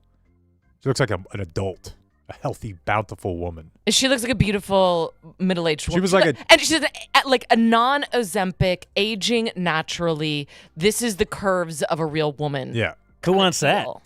So there's plenty of people on the internet that will tell you, I know I did last summer, ... 8, or rated the fridge or whatever. So send that to Brian Curtis. So that's out a little more there. highbrow, but yeah. But I think Jake's reaction is much more common amongst the dudes that I know. Yeah. And me That's too. the thing. Every guy that's saying she's fat is going to bang her. I don't. Well, there's a difference between maybe, but Because I'm going to say I she's would do fat, it with. and then I'm also going to just No, but I would greedily run to her if she No, but actually have me. I would treat her like I was a slave and she was some sort of pharaoh, like queen or something. I'm not here because Would you feed her grapes? Would you dress in a grape outfit? Yeah. I'll wear anything. Anyway, the baby name is from Hutch and his wife, Andrew's friend Hutch. Baby girl, Rowe Nicole Overton. How do you spell the first name? Rowe. Man, I kind of like that. From Row the little man in the boat. Yeah. It's feels a little weird to throw Roe in there, like for a baby. It's the news and stuff. But I ever tell you when I was in college, I had a lifelong friend. Oh, Roe Wade. You've known my buddy. You know my buddy Wade. And, Roe. I had a buddy named. We met a guy named Roe, a drug dealer. His name was like something Robinski. Did they ever get into a tiff? Dude, I had posters. I was tracking down a ring. I was gonna have. They were two big fighting motherfuckers too, and I was gonna have them fight in the backyard. Hell yeah. Sell tickets for Roe v. Wade. Best laid plans, you know. I was like actually hyping this thing up on campus. Oh my God, that's adorable. Would have been great. Quick question here for Blake. I have one from Not Hot Girl Jess. Blake recently went to Chuck E. Cheese. Mm-hmm. This guy sells beer for a living, and he wanted to know if you dabbled. You're not a beer guy, but he said some tips. They have a strict 2-beer limit, and for your second beer, maybe for you, Grady, must be spaced out from your first by at least an hour. They are hardcore about this for good reason, but there is a loophole, the wife loophole. Oh. If she doesn't want beer, you just stagger hers every half hour, and now you have 4 beers. Dude, do you remember learning that Chuck E. Cheese had beer? I do not. I wasn't as excited, perhaps, as you were. I wasn't. I remember going as a kid and watching. It was my stepdad and my buddy's dad sit down, and we were there for like 6 hours. I'm like, this is great. But I do kind of remember. They don't seem to care about anything. I seem to remember pictures. Oh, yeah, that's what it was. It was pictures of Keystone Light back in the day. Hidden inside. What's cheaper than that? Hidden inside that beer limit is a million terrible stories. Oh, I know, right? Parents getting completely wasted. Somebody make that documentary. Somebody make the reason there's a limit on beer at Chuck E. Cheese. You know there's cameras in there. Oh, yeah. Yeah. I do want to make one programming note regarding viewer mail. I have received a lot of correspondence regarding the Disney World ride, The Alien Encounter. This shut down some 20 years ago. Apparently, I'm not the only one who got nightmares for like 3 years from it. All the way from our buddy Dan, the guitarist from the Clinton years, to Billy, our CFO. This ride had to be shut down because it was so scary. And I want to do like a full segment on it. So to those who emailed me, because there's a ton of people that are like, I had nightmares forever. Is it based on the movie Alien? So I think so, but what I was confusing is I thought it was Independence Day because it's very much like the Independence Day scene where the doctor's in there and the alien gets up against the glass. Because you're in this lab and they're operating on an alien, but then it gets out. Oh, wow. And it was when they were using like water or like mist with like its breath, and you could feel it breathing on your back like as it moved around, and they had to shut it down. Yeah. Wow. Interesting. Thank you. I appreciate that. Clayton, the picture in there from JR. We were talking about the sauna the other day, and are you a sauna person? Yeah, and I just have a new story on World Springs. I've been. You've been? Okay, cool. Are you a fan? I am. Cool. Big time. This guy just asked me about the sauna, blah, blah, blah. What are you into it for? But then he said, you guys were recently talking about dwarf wrestling. Is it still around? And he sent me this picture from just a couple years ago. He said he was in Hazel. And, yeah. Hazel, no way. Yeah. Hornets. So I think it's still out there. Some of those dudes look really faded. Yes. They, more power to him, you know? Do you think there's a substance abuse problem in the dwarf community in general? There has to be. Yeah. Do you remember when Vern Troyer was on The Surreal World and he got super wasted and blacked out in the corner? Air it. Yeah, we remember that very well. And then he also was on Wife Swap, and we reviewed that recently. Wow. He had a lovely lady with him. She was great. Loved him for him. Oh. For real. They wife swapped with Hines Ward, the NFL player. What did you have to do on Wife Swap? Well, it's what it sounds like. His girlfriend, Vern Troyer's like very nice but bimbo-y looking stoner girlfriend, went and lived with an NFL player's wife. They live with them. Yeah. And then his hard-ass wife came and lived with Vern Troyer, who has a fountain Mountain Dew machine lower to the ground in his living room. Michael Marks emailed us. So wild. And he said, this is about the flood. Mm-hmm. Because I was like, I was watching stories about the flood, and they said the flood occurred in a place called Flash Flood Alley. And I thought, should I feel that bad for the people if you set up your tent in something that's called Flash Flood Alley? But he said he's from around there, and it's not a thing. That's what I told you. My wife used to be the director of one of the camps on the Guadalupe. I've never heard the term Texas Flash Flood Alley until these recent floods. So that podcast, I thought there was like a sign that said, "Welcome to Flash Flood Alley," and then you're like, "No, I can't believe it. There was a flood." That guy's got to be pretty young though, because there was a huge flash flood at one of the camps in '87. There was, but I'm just saying I didn't grow up thinking that was a term. Like I went to the river 100 times and. I didn't know it as Flash Flood Alley. Oh no, I've never heard that. And that's before. same thing. The New York Times podcast I was listening to is like, what is known locally as Flash Flood Alley. I think a lot of times this stuff just gets made up. I mentioned this the other day, but there's a new show. Dan's trying to use the word remo for remodel. Oh, okay. And we've been debating whether or not that plays. I support you, Dan. And Austin, who claims to be Day One number 4, is the one who told us that Chip and JoJo have a new show on HBO called this. Oh, God bless it, Blake. Was I up? Isn't it called Remo with the Homo? Mini Rennie. Sorry. That was a story you had yesterday, right? They were like gay or something? This is a different show. It's not Remo with the Homo. It's not. Romo. They call it for short. No, trust me. I heard that plenty. Remod with a hot bod. What can we do there? More than Homo Remo. We can work on that. But no, this is the new show. Mini Rennie is a way to show people how you can really transform.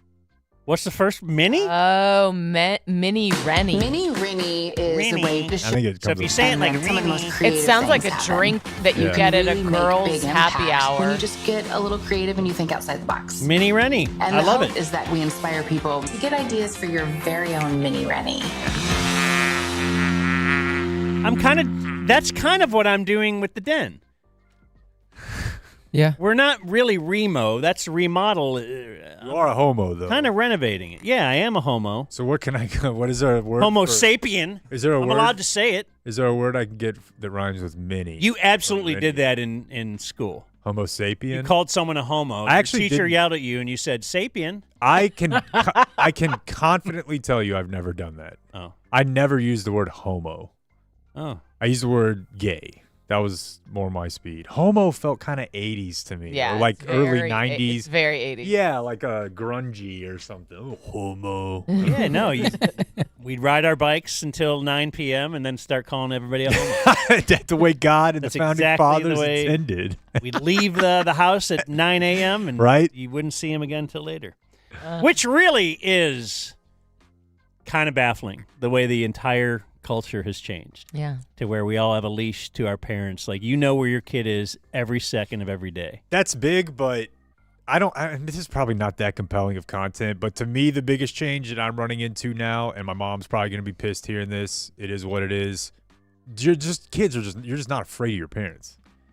You're just not afraid. They're not afraid of me at all. Like, and I don't know that you had to. You got to be physically violent. I don't know that you had to get hit to get Yeah. afraid of your parents, but I got hit and I was terrified of my parents. Yeah. The And- shift from authoritative parenting to parents are your friends is one of the biggest shifts. There's a book on this. Yeah, and it's something I want to talk with you about. Yeah. When we're talking men and novels. But Oh, yeah. I still am firm with them. Like, I'll grab Carter's arm and look him, mean, but I'm not going to hit him. And they're not afraid of me. Yeah. And I don't really know anybody my age who has kids who are like, yeah, my kids are afraid of me. And by extension, kids then aren't afraid of other adults either. Yeah. Yeah. This is racial my kids' a little friends bit. There's an interesting, there have been interesting, racial flashpoint moments where, for instance, like a black mother was disciplining her son on the subway and a white couple intervened. And, that's a difference Definitely. in parenting. I mean- and I've read critiques by black journalists saying, hey, we do this differently than y'all do. I mean, this obviously sounds weird, but I remember when I had friends that were of a different color, my scene seemed a lot more like theirs than the ones that my white friends had. There was just a lot more going on. Anyways, I don't know how we started talking about that. What about this one? It has to do with Game Day Men's Health. Is it a D pick? Dear Uncle Face Spangler. Dan and Blake are my leaders. I've been interested to hear about Jake's endeavor into TRT. That is the testosterone replacement, right? Yeah. As a fellow TRT user and lover, I've noticed Jake mentioning going to the clinic for what I assume is his shot. My question is, do you have to go in for them, or do they give you the shot every time, or can I get TRT with that sweet, sweet 10% discount for life to take home and shoot up myself? The answer is yes. You can. You can take it home? So fascinated by this. They also have like a cream. Yeah. Which they say, I think, is the most effective way to apply it, but it's like a daily then. Or you could do the weekly shot, or you can do some other stuff.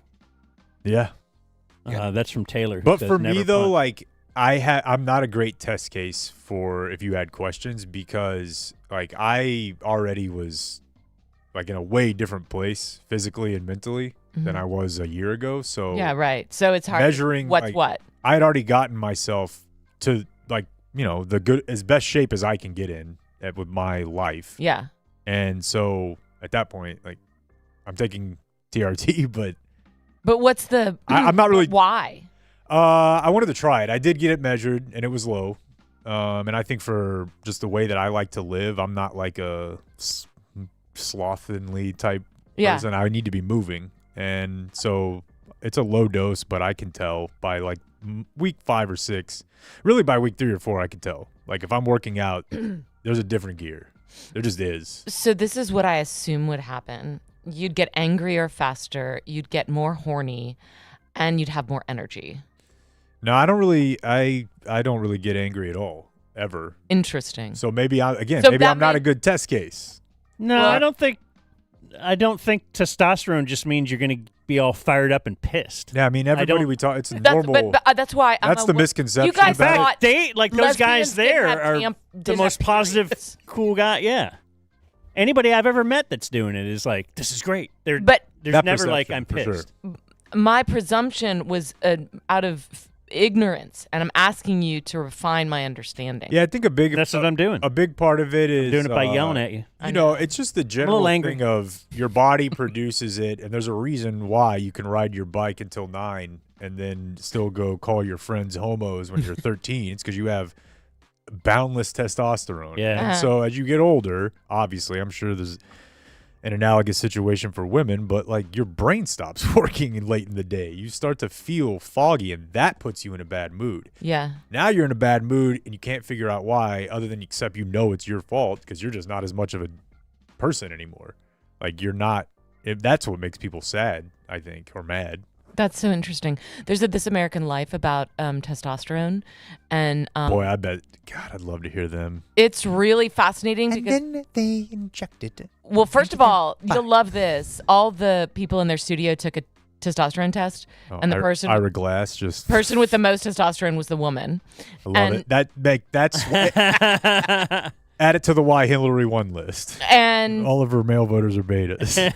And then they had a story about somebody that was transitioning. And this is before we even have like the phrase trans or but this person was born female and transitioning to be male, and I think they've taken this podcast off their rotation or off their website. But basically this person says that after doing testosterone, they A, couldn't stop staring at women's asses, and B, got better at math. Damn. They cannot let that information out there. Are we done with viewer mail? I have one more really long one. That's what she said, but or she didn't say it. Anyway, I think I'll save it for tomorrow's show. We met this guy out at Whataburger. It was weird, too, because they just started soaking dishes. They wouldn't wash them. Like, after they would cook, they would just fill it with water and leave it there and expect the woman to clean it. She doesn't live with a man, so that joke didn't. A 5-page. Good. Did this guy not send these to you? The 5-page report on. I don't know, but if the second I see something that long. Well, you see, I highlighted it down, but he went to the Dude Perfect show. Oh yeah. I have a story coming out about that. And I was there too. You were? Well, let's talk about it then. Yeah, I went there too. Oh, look at that was this. Me. Sorry. You guys were at the Dude Perfect show? I thought that yeah, coming my from daughter really loves them. Let's do it. Well, let's Sorry, shift Blake. into that, Sorry, and I'll use this as his guide. To The see if disdain that Blake just shot my way is palpable. So this was Rusty, mm-hmm. who we met at the Whataburger remote a couple weeks ago, whatever. And I asked him, or he said he was going to the Dude Perfect show that night. I'm like, hey, send us a report. I just thought he might, hey, it was pretty good or whatever. He sent me everything that happened every second that he was there. He says he's 44, his wife is 48, daughter 11. Crowd demographic, I would guess, spot on, is all kids brought by their parents. Yes. Mm-hmm. Like, if you're old enough to go there without your parents, you're not into Dude Perfect anymore. I didn't see anybody like that. No. Where was it? Dickies, in Fort Worth. So they come out. He says first they had a DJ, pumps everybody up. Then at 7:30, real quick on the DJ, we were right behind him, and he was sitting there texting before the show started, and a guy with a gimbal came and put a camera on his face, and he was like, "No, not yet." He hadn't flipped the switch yet. Like, he did not want a camera in his face. Like, this huge he has to be Puerto in Rican character. guy. Yeah, he did not want to be a part of that. So then, right at the end of the DJ thing, the giant panda comes out as. I'm sorry, the what? Is that a? If you're a Dude Perfect viewer, as I have been in the past, yes, one of their things is they must have just had a big panda costume laying around, right, for one of their early videos, and somebody put it on and did a couple trick shots, and then now the panda's part of their thing. Mm-hmm. It's kind of like the canon. Yeah, the Pink Floyd flying pig, or I don't know what else I can pull out quickly for an analogy. So then they come out and they're going to do a battle. Like, there's some battle thing was the first. I don't know. You guys he doesn't have much on. I mean, he has a lot on it. I didn't highlight much from the first battle. So the first battle is three guys climb up onto planks that basically look like tall diving boards without boards, okay? And then they bungee jump off of them, and then they're trying to get basketballs into a series of hoops. I thought that it was a combination of like American Gladiators and Stupid Human Tricks. Okay. Well, they also brought out in that part, they brought out a YouTuber that my 8-year-old son, who doesn't like Dude Perfect, he almost crapped his pants. Is this Zach King? Yes. Yeah. Okay. Yes, he was there, and my son was like flipping out that like he was in the same air as Zach King, which was really, I guess, that's mission cute. accomplished for them. Seeing 13 milli. Yeah, he's big guy. For the net worth for 35-year-old Zach King. Yeah, the guy did write about Zach King. He said the crowd went wild. I have no idea who the crap Zach King is. Anyway, so. By the way, when you say there's dudes out there, like, are we talking about known dudes, or do they have some like Foot Clan? Like, is it the guys you know as the guys? Because don't they have like a diaspora now? No, it's just 5 of them. Okay. The 5, and they're Texas A&M grads. Oh, I know all about Dude Perfect. I'm I just just mean when telling they you, do live, I didn't know if it's they just had them. like, okay. It's just them. Yeah, okay.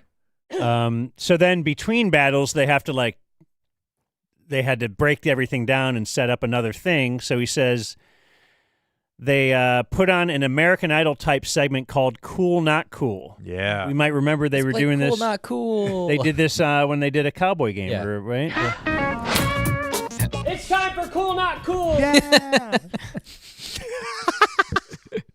He said basically the dudes would talk about something they invented. The crowd would text in and tell them if it was cool or not cool. First dude invented like a Wolverine claws so you could wear them around town. They had knives shoot out of the fist. He popped a balloon with it. Crowd votes. Cool. Yes. Second dude invented giant Hulk hands that weighed 50 pounds. He broke a table with them, smashed a watermelon. The crowd goes wild. Voted. Cool. I guess everything was cool except for like one thing. No, they all got voted cool. It was just varying degrees of cool. And then one thing was really cool. Oh, okay. The plasma blaster. Okay. Then the twins did a battle. No joke there, huh? Cody and Corey, or whoever the twins are. One had a Mavs jersey. One had a Luka. No way. One had a So Does he mention the Fire Nico chant? Oh no. Yeah, that was interesting. But it did Yeah. not go well. Like, nobody, that was not the demographic who was going to join in on that. It did not catch on. Okay, so some of the parents were like, let's. Or maybe I one. tried, but one- nobody around was like having it. So Well, and I thought I heard Cody say, "Oh, is Nico Harrison in the crowd tonight? If so, we're just having fun." Because they realized What pussies. Well, that's money though. They likely. Is there not a point where you have enough to That's where what you I can think, yeah. finally get out the chopper and They're just let not- it sing and say, I mean, we thought there is. what do you mean? I mean, you've been like, look, I'm going to say what I want about Nico. I'm not Okay, yeah. going to I mean, be I feel beholden like to making some money, and I would say you need that money a lot more than they do. That's my point. If Tyler wanted to get up there Yeah. and just, I don't know, That he could win a whole demographic. That choice is not about money for them. It's the choice about they are Christian dudes that don't cuss and are very, very nice. Right. And, Well, as a Christian, that'll get you I a was homeless taught, raised as a Christian, to call out evil where I see it. Nice. And I don't see any issue with Intermission went from Cody. 8:10 to 8:35. Oh, yeah. After that, it was time for Wheel of Misfortune. What do you think that Wheel Unfortunate. Wheel Unfortunate? Okay. Then they bring up two random boys, he says, to play Dude Perfect trivia. The first boy to answer three correct questions about Dude Perfect videos from the Dude Perfect app wins. The boys don't have a clue to any of the answers. The crowd had to tell them all of the answers. That's One of them embarrassing. won. I think he got some sort of bag. Assuming someone listens to your show and they don't. He says, next, there's a dance-off between the panda and, that's right, you guessed it, kids in the crowd. And then it was battle number 3. He says basically the same as battle number 1. Well, first of all, the trivia was sponsored by Google Gemini.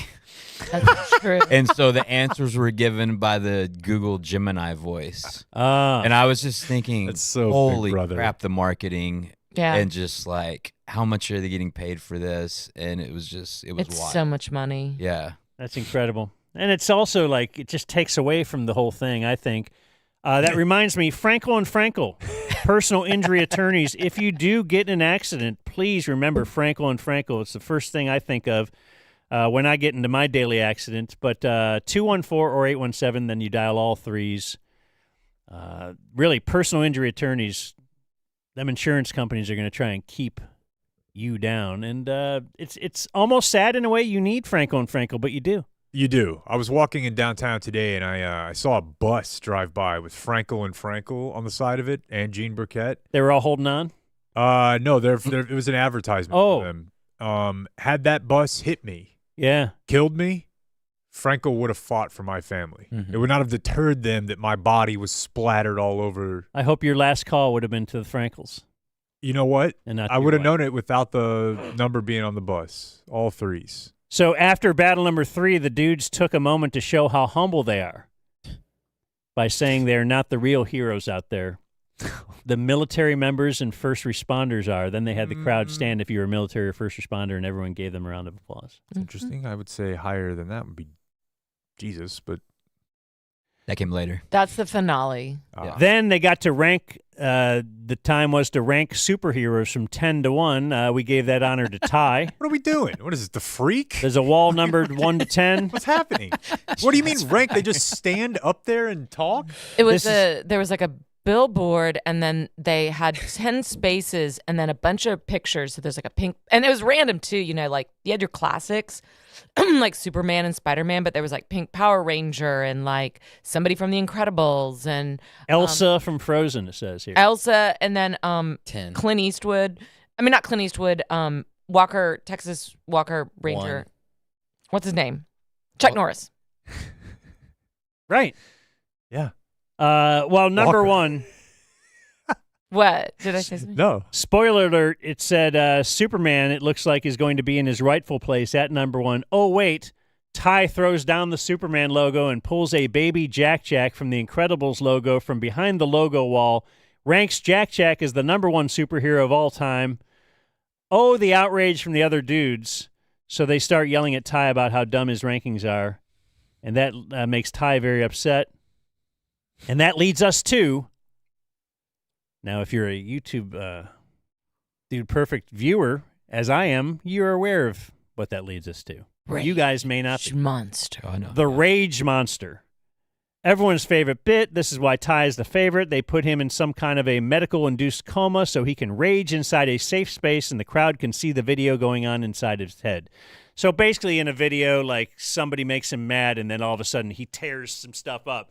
Like they will just take a sledgehammer and just, if he had his rage monster came into this studio, he might just beat the hell out, just kill this wall or just start smashing our desks. And it's entertaining on video. Especially if you're a little kid, and those are basically the times I've ever watched their videos when I'm watching it with a little kid. And don't worry, it's my little kid. It was my little kid, so don't act like I'm just importing little kids. But again, the main bit, the one that is actually, it sounds like sponsored by Jesus, the one they've built towards is just they hit stuff with a hammer. Well, it's the penultimate. The crowd is going wild. He said, a little boy next to me lets out a supersonic scream that has been unleashing into my soul all night. Then it was the final battle, and it was, I don't know. Who cares? Go ahead. I'm disgusted. He said, I'm not sure what I really just witnessed, but it was finally over. My wife and I were beaten by the whole thing. My daughter had the greatest night she could have ever imagined. Aww. And that does rule. After all expenses tallied, 3 people, tickets $185. Oh, dang. Parking $55, which he says is the steal of the night. Wow. Which I would think that's a lot. Mine was $35, and I parked right up in front. Look at you you also had those big jugs that you could show. Oh, my God. Food and water, $107, and for a total of $347. That's from Rusty Carver. So, is it an issue where kids just don't get to tear stuff up anymore? Is Yeah. that, like everybody has because we would do that with the sound is going out. It's a total childhood fantasy, and I think you're right. They're especially the boys. They're being told sit still, behave, don't, and so I saw this kid. He looked like he was vibrating during that Rage Monster thing. I mean, just like somebody, like a girl watching the Beatles in the 60s. I know there's a book about this that came out in the last decade about boys and just like how it doesn't work. Like the school's built for females. 100%. Like it's built for little girls, and there's not your square peg around holding it, and that's. Are you thinking of the Richard Reeves book of Boys and Men or something like that? And it's basically about how boys are falling behind in all categories. I know that was part of whatever I read in the days of reading. Oh yeah. Let's do that in closing remarks. Okay. Your ban on reading? No. Yes. Also, Sarah just sent us an interesting article a couple weeks ago about why men don't read novels anymore, which is, I think, very interesting because we got a fiction boy over here ourselves. Who's fiction boy? Me. Oh, okay. I hadn't read a fiction book in forever. This article spoke very much to me. But for now, we can do some news. Oh, all right.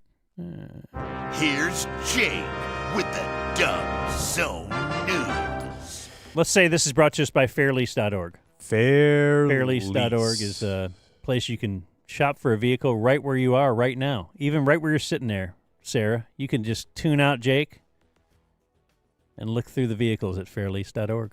Well, as you might have heard there in a couple hours ago, was that pre-show, we were talking about Jonathan's song. He was the subject of the blue alert that was issued a couple weeks ago. I thought it was Benjamin's song? I say Jonathan? Benjamin's song, you're right. I have no idea why I just said that. Benjamin's song. They put out the blue alert. He was involved in the attack on an ICE detention facility in Alvarado back on July 4th. And they had arrested several people right away, 10, 11 of them, but then he was just kind of out there. And he was actually arrested in Dallas. So, 32 years old guy. There she goes. She's leaving. She just left. She's going to Fairlease. Like you said. It worked. Wow. She could have done it here. So this is why we're interested. There was a $10,000 reward listed for this guy. So again, he was involved in the attack on police officers. No one died, but one of them did get shot. A total of $35,000 in rewards were offered by agencies. So let's make sense of that sentence. The $10,000 reward listed for information leading to his arrest had been crossed out. This is on the website. A total of $35,000 in rewards were offered by agencies. So I feel like have you guys ever gone to exchange something and you didn't have a receipt and they're like, well, we're going to give you back whatever it was for the cheapest price in the last 9 months? It feels like that's what we're doing with reward money. They just only give out a third of it. We need a reward money expert. This is coming up on the show a lot. Yeah, I always wondered, does anybody ever get it? And see, my thing is, I think they do, but it's like a class action lawsuit where everybody gets like a $10. And if they say there's a $100,000 reward and you turn in the guy, it was your neighbor, is that taxed? Oh, 100%. It's got. Is it taxed at a higher rate than if you just earn that money? You ever called in with a tip? Mm-mm. When's the last time you called the cops? I don't think I've ever called the cops, but I have family and have a member in the DEA, and so I'll ask him because I'm sure he's dealt with the rewards before. Have you ever called the cops? No. Me neither. I got a couple on my ledger. This was a big topic on the show for a while when you guys were calling me a narc. Why'd you call the cops? So because your neighbor or something? It wasn't my neighbor. It was just These people were having sex on his patio. No, incorrect. It was St. Patrick's Day, and some guy was asleep, like pretty close, closer to my door than the street in my front yard. And I don't know. I thought he just let the dog out. I didn't want him to walk into the street. He clearly would have been a danger to himself by way of vehicle. I don't think he would even be able to get all threes in his state. Darwin, bro. I also, one time when I was in grad school living in Denton, I called the cops on the people like 3 houses down for noise. Really bad look. Wow, dude. And I'm going to tell you what they were doing. A college kid called the cops because of noise. I was like 24, 25. So I was grad school. Studying for his master's. He needed some quiet. Dude, I'm not kidding when I tell you, and anybody who's lived in Denton knows I'm not bullshitting you. They were doing backyard wrestling at like 1 a.m. They had like tables and speakers, and dude, come on. Is there no, at some point? I just thought you were cool, bro. I'm not. Maybe if I was before, I'm not now. Joy Taylor. It's time for cool, not cool. I'm voting not cool, man. It wasn't cool. I didn't say it was cool. Nobody said it was cool. Do you know who Joy Taylor is, Sarah? Anya Joy Taylor, the actress? No, Joy Taylor is a TV, sports television talk show host. No. Fellow milkshed haver, I would people would probably say. What? You're not aware of that people have named your boobs? What? Oh, yeah. She's got to know about this. What is happening? There's been a clear shift in the less Sarah Hepola. Oh, my God. There's now a... How did this happen? There's a lot of pro Sarah Hepola. She makes some really good points. I don't think they should be able to play girl sports either. It's insane. Some dude had emailed us and said something about Sarah Hepola and her absolute milk sheds. What is that word? What's that word? I think it has to do with juggage. There's nobody making eye contact with me. Thank you, Jake. Everybody was looking away. Yeah, now everybody was looking if I away. look It's over like at what you, I'm you gonna said have about to start the looking at your boobs. The and you thing don't want me to do earlier that. about, and I will get good at math and stuff. I can't. So Joy Taylor hosted a show, several shows at Fox Sports 1. This was a topic a couple of weeks ago because there was a hairdresser at Fox Sports 1 who sued Fox Sports 1, claiming harassment. Like, she was Skip Bayless's hairdresser. Oh, God. She had worked with Shannon Sharp. Like, Fox Sports 1 was kind of known, or Fox in general, like, at that level. I almost said Fox in general, but I want to be clear. Not here. Yeah. It kind of had, like, a horny vibe. Sure. What years are these? The, like, 2011 to 12 on. It's a mess. So she, this lady who is also Joy Taylor's hairstylist, Joy Taylor, very attractive woman, who often speaks about, like, kind of having boy toys, like how she likes to flip the script a little bit. Interesting. And Yeah. How old is she? I bet she's mid-30s. Mid-30s, yeah. She started. She was a bartender in Miami, and then worked her way into like local sports talk radio. She's 38. So this all went down a couple of months ago, and Skip was of course already gone. Jamie Dixon, the head of FS1, I believe, stepped down recently or was fired. And now Joy Taylor has been let go from FS1 from all 3 of her shows. Whoa. Speak, that's the show Irvin was on. That is off. Breakfast Ball and The Facility were her other shows. She was wrapped up in this lawsuit because the hairdresser in question would tell her, Joy Taylor, like, hey, the boss is sexually harassing me. Skip Bayless is kind of sexually assaulting me. And Joy Taylor, in her boss bitch mode, was like, get over it. That's how it is. Tough shit. I'm hooking up with them. And as soon as this is the part that really got people mad at her, allegedly she said, like, yeah, I'm just using him too. If they try to fire me, it's Me Too time. Wow. So that's what she said, allegedly. But not allegedly.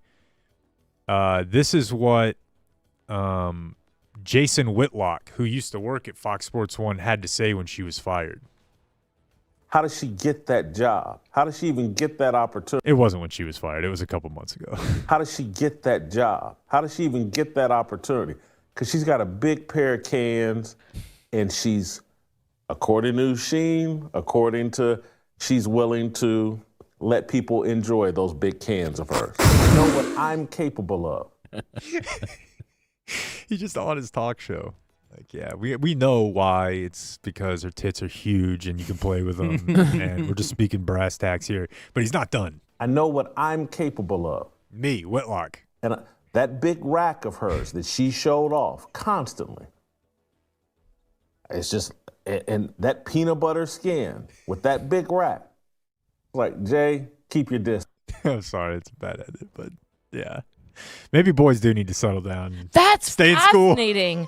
I mean, can I just unpack that for just a second?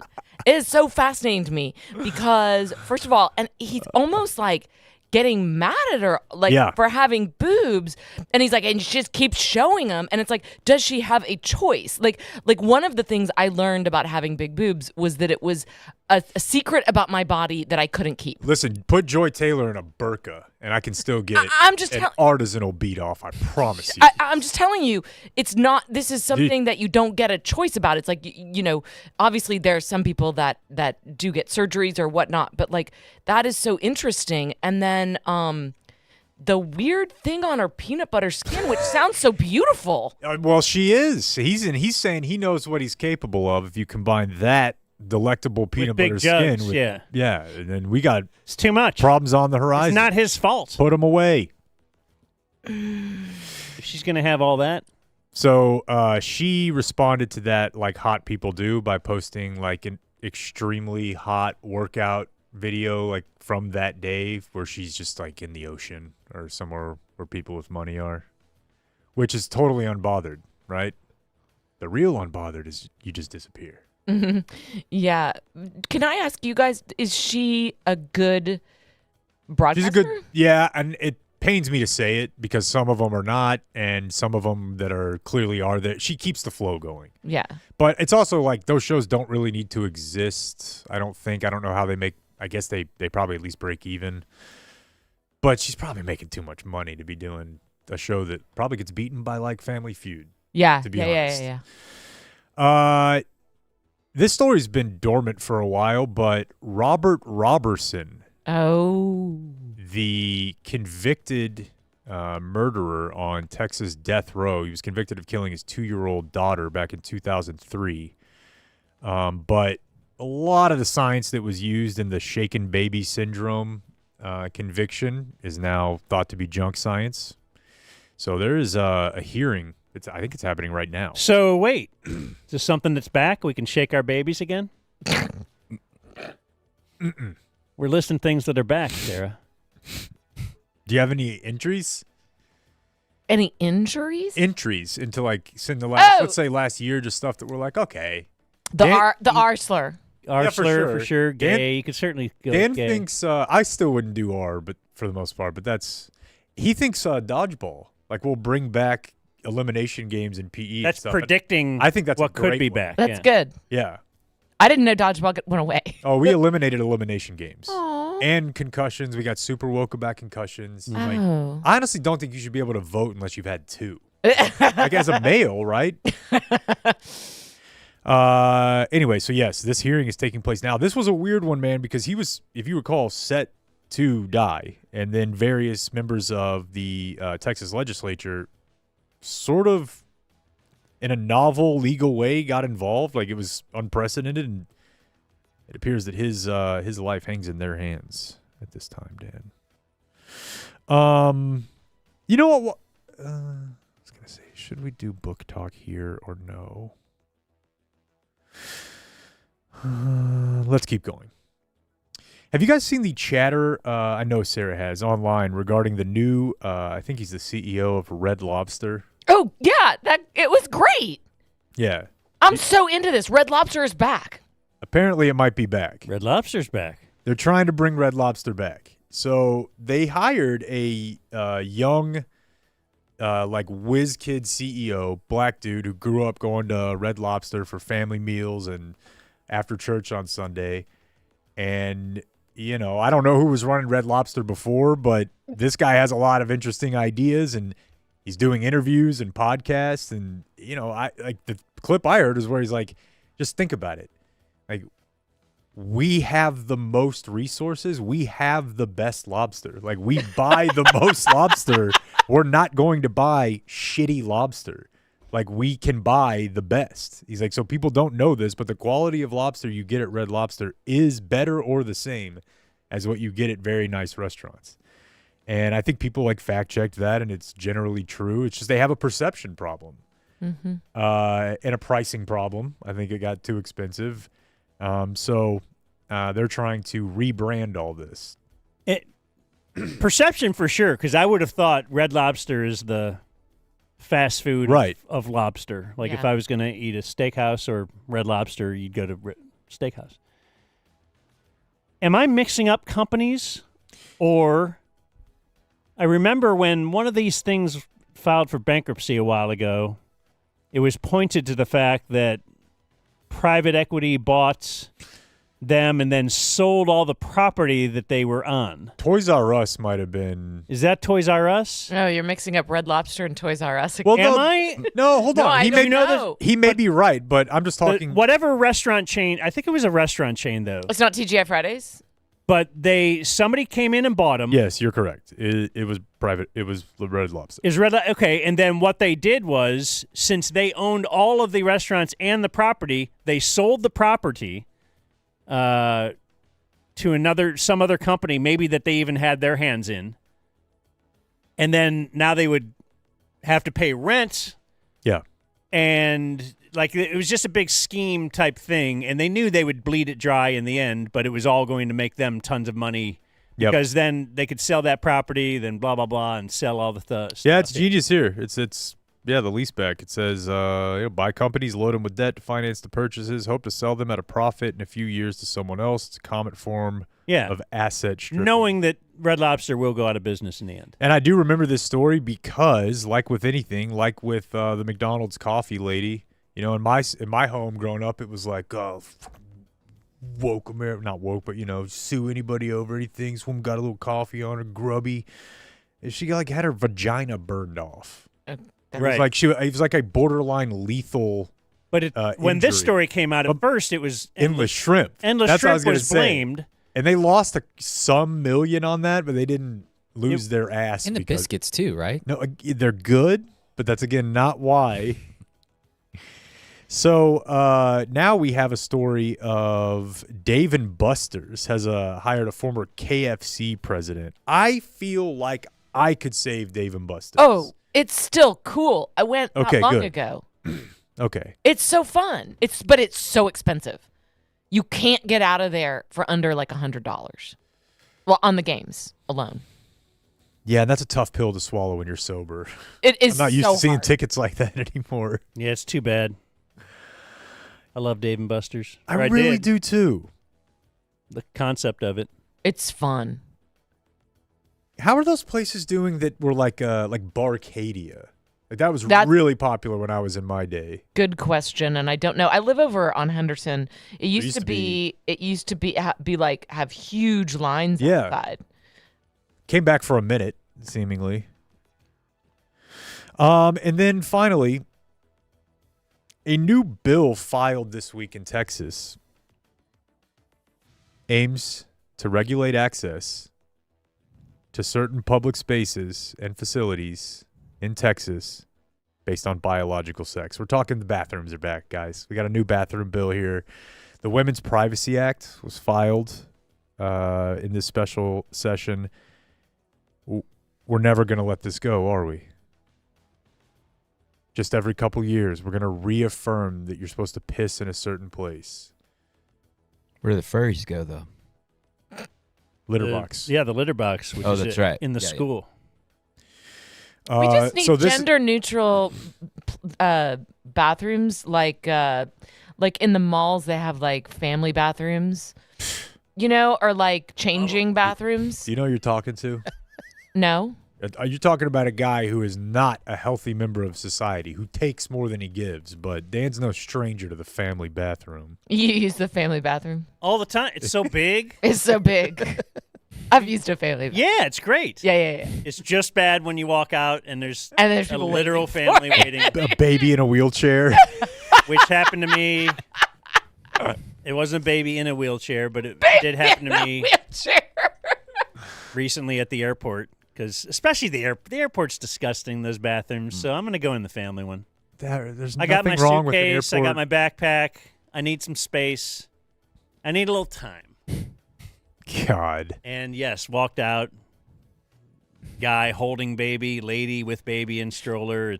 They've been waiting for 15 minutes. Just build those alternate bathrooms. If you have a problem, just go wait in line. Let's stop fighting about this. I could be reading this incorrectly, but I believe that as applied, this amendment or whatever this is, an item in a special session, you're not going to have gender-neutral bathrooms in Texas anymore. No, I suppose you would at businesses, but state agencies will have to restrict access to restrooms, locker rooms, all of it on biological sex, public schools, government buildings, correctional facilities, women-only shelters or to individuals whose biological sex is females, and penalize public entities that fail to comply. But you're talking about any shared spaces. You're not. Yeah. You can have one bathroom that is just gender neutral, meaning anybody goes in and out. But you can't have the Ally McBeal type situation. Correct. Which is always shocking to me. They have a number of them in like restaurants where you come out like I'll go in thinking I'm in a bathroom with women, and then I come out and there's some dude at the sink. Yeah, I'm around like, here. What is happening? In Dallas, yeah. It does kind of shock me. Yeah. Then my neighbor married his dog. What? And toaster. Right after that. Right after divorcing his toaster. All right. She got it. She took him to the cleaners. Zone News. Like and you know it's going to happen. Like eventually somebody's going to lose their ass in a divorce to Claude GPT or something. That could happen. Oh my God, the AIs. Yeah. Oh my gosh, that whole thing is so crazy. I tell you. It's so crazy. I tell you. Do we have anything here, Dan, before what happened today? Let's take a look. I was going to say today's today in history or on this day. Let's say it's brought to us by Game Day Men's Health, who they have sponsored our studio. They have. It is the Game Day Men's Health studio. You heard all about it earlier. And if you just mention the Dumb Zone when you go to Game Day Men's Health, 10% off your TRT for life. Life, Sarah. It doesn't make any sense. Never. Because they're trying to help you live longer. This is going to really hurt them in the end. But they care about you. Frito-Lay. It's true. They care about you so hard. Can you not find the open there? The key to muscles and wealth. It's Game Day Men's Health. The Dumb Zone presents Today in Love it. History. Did you guys meet? This is our friend Grady. Grady Spencer. He's in a band. I think I saw her one around the event, the DZE GSE. GSE, sorry. Yeah, Sarah Oh, came out it's to nice the to see you again. Dumb Zone generic summer event. Mm-hmm. I liked when he sang the jingle. Yeah. That was amazing. Thank you. Yeah. Beth, Greg who Allman. manages It was our fine. Discord, am I up, Blake, says that this is her alarm. It is available to anyone. Do people tell you they use this? No. Who did that? Beth says this is her alarm. Oh, So I guess that's I'll sweet. get up. I guess I got things to do. Have you ever known music alarm guy or roommate? I'm talking about the quickest way to hate a song. I was about to for the rest say, of it your ruins the effing song. I did it life, for a while, dude. and then it really ruins the song. God. Well, I had a thing. It's a beautiful morning. Yeah. When my daughter was like 2 or 3, she made like some ghost sound, like witch goat. It was like, woo. Like, it was real cute. And so I'm like, I'm going to make this my ringtone. So I made it my ringtone, but just for when my wife called. And then I came to not like the... Like, it ruined my daughter's cute thing because I'm like, God, there's gonna be gonna be a beating on the end of this call. I don't know what. Association. Right. So don't do that. Yeah, and truthfully, like, there's not a good outcome here because if your wife were calling you and she's like, "Oh yeah, big boy, got it ready for you," you don't want your daughter have led me to that either. No, it's a bad. That's what enough women bit. often call and say to me. And I've heard someone I- say this I before, but I totally relate. If you are dabbling in a little porn, you ever do that? A little bit. Yeah. But you don't have this problem when you close it out in shame Mhm. and think that I'm not worthy of any living at all. Why do I Right. do this? I'm a disgusting thing. Sure. And when you close it and then you just see the picture of your kids that are your screen, Hey, buddy. Hey, listen. So rough. Like, damn. My I need a buffer. my background is trees that came on the computer. That sounded incorrect. So to speak. Speaking of came on the computer. That's why you wouldn't put your kid's name on your wrist. I thought about it, but I also wrote it on there one time. You don't think I did this? I wrote it on there and executed it and was like, it's not in the way. Oh my God. It's not in the way. Right hand's not That's a problem. why Schotty has grit right here. I found out, we think we have an image I have where it grip. is. We think Schotty has grit, like in the, what would you call this part in between your finger and pointer? The taint. That little The taint. crevice. The web. Yeah. So I think that's where mine's going to be. Hi, Dan. Wednesday is my Rolando McClain birthday. I'd love for you to put the spotlight squarely on me. Thank you. 55. Love, Ty Walker. Whoa. All right. P.S. Wednesday is also the birthday of Regina Blue. She is a porn star starring in such movies as Ass Eating Lesbians 4, Mom and Dad Are Effing My Friends 6, That's tough. and Your Dad's Cock is Huge 23. I don't like that. I don't like when they put a vulgar term. Dear Uncle Titty Honker, today is my 33rd birthday, but I don't have time for bits. This email would be longer than Run the Ball Guy will like, but I hit the Venmo accordingly to make it worth it. Okay. You can stay. They're charging people to read their birthdays No. now. That's very smart. Thank you. I found a way Capital's finally pigs. to offer my expert services to the Dumb Zone. On February 1st, in the darkness of night, Nico Burkhardt traded our hero to L.A. I immediately texted my mom, a diehard Mavs fan and Anthony Davis hater, to break the news. Ever since that fateful day, it's been tossed around on this show that the Luka trade felt like a family member dying. Well, let me tell you. The next day, Mom went to the hospital. She went on a ventilator for 10 days, eventually passed away February 11th. So I'm here to tell you guys, as a diehard Mavs fan, with second-row seats behind the Mavs bench, whose wife said he cried more at Dirk's last game than at their own wedding, the Luka trade is eerily similar in feeling to losing a family member. Okay, he's safe. He didn't say worse. I thank you, boys, for helping me heal through this process. All three of you are heroes. From Brandon Bolin. P.S. I will wear my Dwight Powell jersey at every game next year as a protest. Heck yeah. That actually could, if you think about it, make you really sad. Like she was a huge Mavs fan and hated Anthony Davis and died soon after. Yeah. That's, you don't want that. No, otherwise it'd be awesome that your mom died right then, dude. Honestly, You know. And Jameson writes, quite fortuitous that today, in a year that Chris Pontius's birthday falls on a business Wednesday, you guys are doing an epi. Hell yeah. Of the Wild Boys, of Jackass, of Party Boy. Mm-hmm. There's a Hall of Fame Jackass character right there. He did Chris Pontius? Yeah. Wild Boy. When they did Party Boy, when they did Cribs, he was obviously not like raking it in like Bam Margera and Johnny Knoxville. And they filmed it where he was living, which was the back of his like 98 Toyota Tacoma truck. And he just filmed a Cribs. He was homeless. Wow. That was inspirational to me. Some on this day, Wednesday, July 16th is today.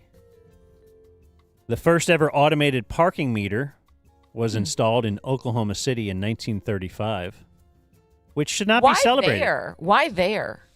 Like of all, like that, you wouldn't even think they'd have parking problems. Right, but they're poor. I guess, yeah. they So the need- city needed money. But we shouldn't celebrate automated parking meters, man. No. That's bad. That's the man. That's like, hey, this space. This land is our land. This land is your land.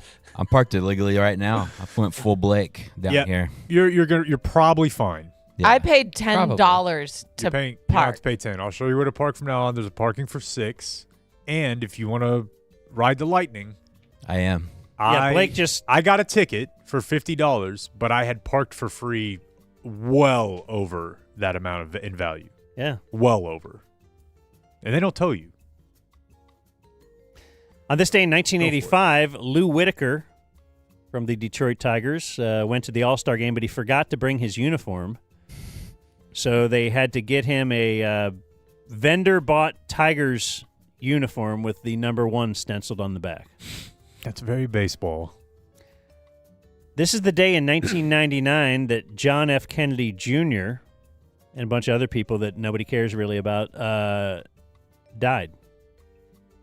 On gay head. He was piloting the plane himself because he's like, yeah, I got it. McKennedy, nothing happens. They're making a TV show about that.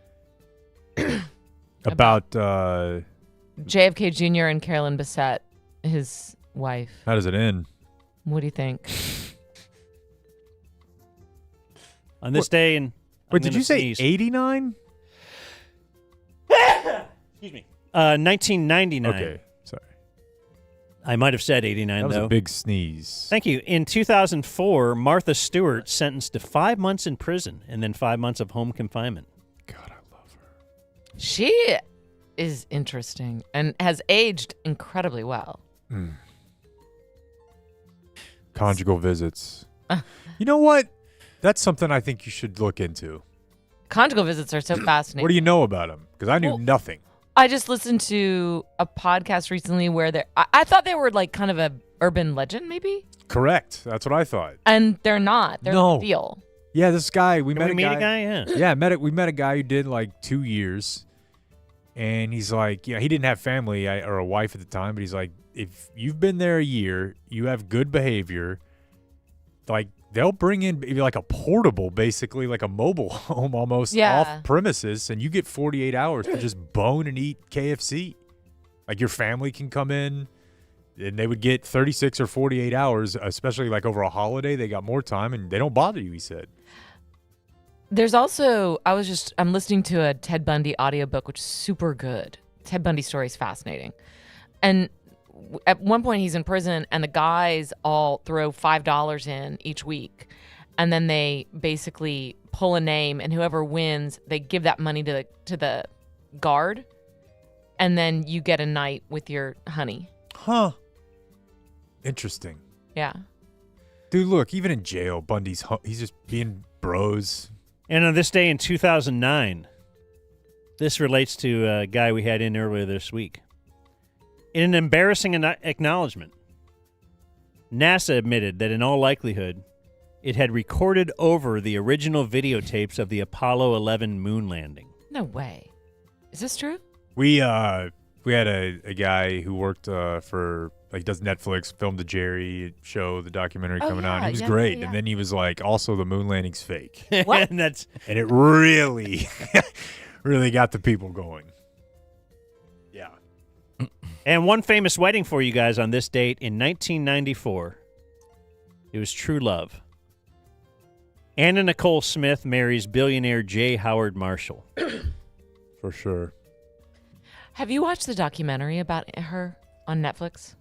Was it the Playboy video Oh my that I wore out? There was like a Playboy VHS video Wore out. that young God. Dan got a hold of. Her Guess jeans like era. Yeah. I don't think there's anybody hotter in the 21st century. A lot of dead socks from the Guess Jeans thing. That documentary is so good and interesting, and it portrays that relationship in a way that you actually think they have a unique connection and really, if not, love each other. See, this is the thing that always comes up in the talk about like sugar babies, so everybody knows they have daddy issues. Exactly. So then people are like, but they don't like, I don't know what she sees in him. She sees somebody who can be your dad. Like, can take care of you and nurture you and buy you your princess stuff that your dad couldn't. Like, there's obviously a connection I can do all that. psychologically. Yeah. Okay, so this guy's like, check. She has daddy issues Very to the nurturing max, and then she finally gets reunited with her father, and her father like wants to bang He her. tries to bang her. Yeah. That TC's It's done a report on this. So shocking and heartbreaking. He's like hammered, like, obviously. So, it's a low bar. Other birthdays today, we have former Cowboy Blake Jarwin, 31. Oklahoma State? Yep. Where's he now? Not in the league, but alive. Jimmy Johnson, 82. 82? Extends. Didn't he just retire from the set? Is that right? Am I the only one who's heard that? I don't know. Former Cowboy Aaron Glenn, 53. I fear them. The Jets? Yeah, I mean, just from a, like, I think, if they could, I think he's a good coach. And they're still in the market for a quarterback. Got to be leery of the team that's in the middle with a middle quarterback. For sure. This year, for sure. Like, that's why I'm wondering, why did the Giants... It's insane, but I don't want to deal with the Jets if they're good, because if they win like 7 games, everybody comes everywhere, and it's annoying. And sleeping giant. Just with Arch looming out there, they say this year's quarterback class overall is much better than last year. Dude. You would think you'd want to be tanking this year. Write this down. Have you guys read about the dude in Cincinnati who's going to maybe I think this has been debunked, but they picked a kid from A&M, and there's like some reports he's just going to go back. Like, I don't want to go to the Bengals. I don't want to report. Wow. I'm not going to sign a contract. Yeah, their first round pick. Yeah. Wow. Why wouldn't you want to go to the Bengals? I mean, nobody's they're ever cheap? Yeah, I guess. And like because of NIL. There's so much money in college now that you can you just go back? I had never read up on the mechanics behind that, but I think it's a lot to do about nothing. But there are a lot more guys this time around who either didn't sign or waited to sign until later. They can make money in college now. Former or on Dallas star OnlyFans or whatever. Claude Lemieux is 60. Oh, wow. I forgot about that. Biggest thighs I've ever seen. I think you've told me that before. Like I love a good big thigh. Normal person, not, he wasn't like my 800-pound wedding or whatever the hell they have. Barry Sanders is 57. Better than Emmett? Call us. Let's check the chat. Emmett or Barry? All right, let's make a poll. Gareth Bale is 36. He's soccer man. Yeah, I remember laughing so hard the first time I heard that name. It's just like, what? What's the name? Gareth Bale. It just seemed like the most British name I'd ever heard in my life. Yeah. That and who's the actor? Rupert Everett? No, Cumberbatch. Oh, Benedict Cumberbatch. That's the most British name. Mm-hmm. Although Rupert, that's pretty good too. Michael Flatley is 67. Lord of the Dance. The Lord of the Dance. There was actually a time when that guy was like the biggest thing ever. God, dude, I love like our little cultural blips like that. And like 100%, there were like suburban moms that are like, yeah, I'm taking Irish dancing lessons. That happens. It happens. I love it. And they were all hot for Michael Flatley, and he would wear his shirt open to his navel. Yeah, and it's all it's all ruffled and God. Phoebe Cates, 62. Oh, Phoebe Cates. It's a great Phoenix TX song. She was definitely in that area. Like Fast Times came out before I was old enough to see Fast Times, but a buddy's house had cable, and they didn't subscribe to HBO, but you could occasionally watch it and just see something pop through. Sure. And we would wait just to see if we can get some Phoebe Cates. Like even I have a very specific memory of the moment Phoebe Cates gets out of the pool and unlatches her bikini top and opens it. Yeah. They did kind of a parody of that in Stranger Things with Billy, who's really hot. That's very, very creative. How did they come up with that deep cut riff? These guys just love shitting on things that they don't really know anything about. Yeah. And I like to feed it. Yeah. Because it just shows their ignorance, and it shows that I'm a little more highbrow than anybody in We this used to group. do this show where it was like him and another guy, and I was like the third guy. And that other guy's name was Bob. I know Bob's term. If you didn't like something that he liked, it wasn't that you possibly had your own opinion. It was simply you didn't get it. Right. You're not smart. You know what I mean? Yeah. And he, for some reason, always on my side, is now turning into, it just must be who's the power chair. If you just don't understand my level of... Dude, I get it. There was Blockbuster. There were fucking malls. Remember it? Here's a show about it. Now you sound like him who left for the eclipse because it's just the sun, whatever. I mean... just our countries. Anybody go outside last night to see the moon and pass by Neptune? Needle in our arm for anything from 20 years ago when you were a kid. It's like, God, we need it. Just please show me a Blockbuster. I mean, 10 years from now, he's going to be doing this about a Nintendo show. Show me back when black people didn't complain. Oh, my God. I wanted to go back. Absolutely. Will Ferrell. A simpler time. Will Ferrell? A better time, 58. Corey Feldman, 54. Ooh. Kim Spin. One of the Coreys. I'm pretty sure. Surviving Corey. The living Corey. The alive Corey. Sure. Did Sheen rape him or the other one? The other one. Okay. But they both kind of talked about their stuff together, so I'm not like, total jerk. We're not out of turn here. Okay. Yeah. Larry Sanger is 57. Why do I know that name? The co-founder of Wikipedia. Sure. He's probably yelling at you to donate $2.75 today. Always. Yeah. Like a odd number that they choose for that. Yeah. And our runner-up in Dumb Zone Birthday of the Day is Billy Mitchell. He is 60. He's from King of Kong. If you remember that documentary about video games. Great. Very, very good. And our birthday of the day here on the Dumb Zone is Jessie Jane. She is a porn star from Fort Worth. Oh. Isn't that nice? Isn't it interesting that they're always porn stars? That's right. Not a porn supporting actress. Yeah. Born on this day, now dead, Shoeless Joe Jackson. He is today's war leader with 62.2. And Orville Redenbacher. You pop them like I pop them, Blake.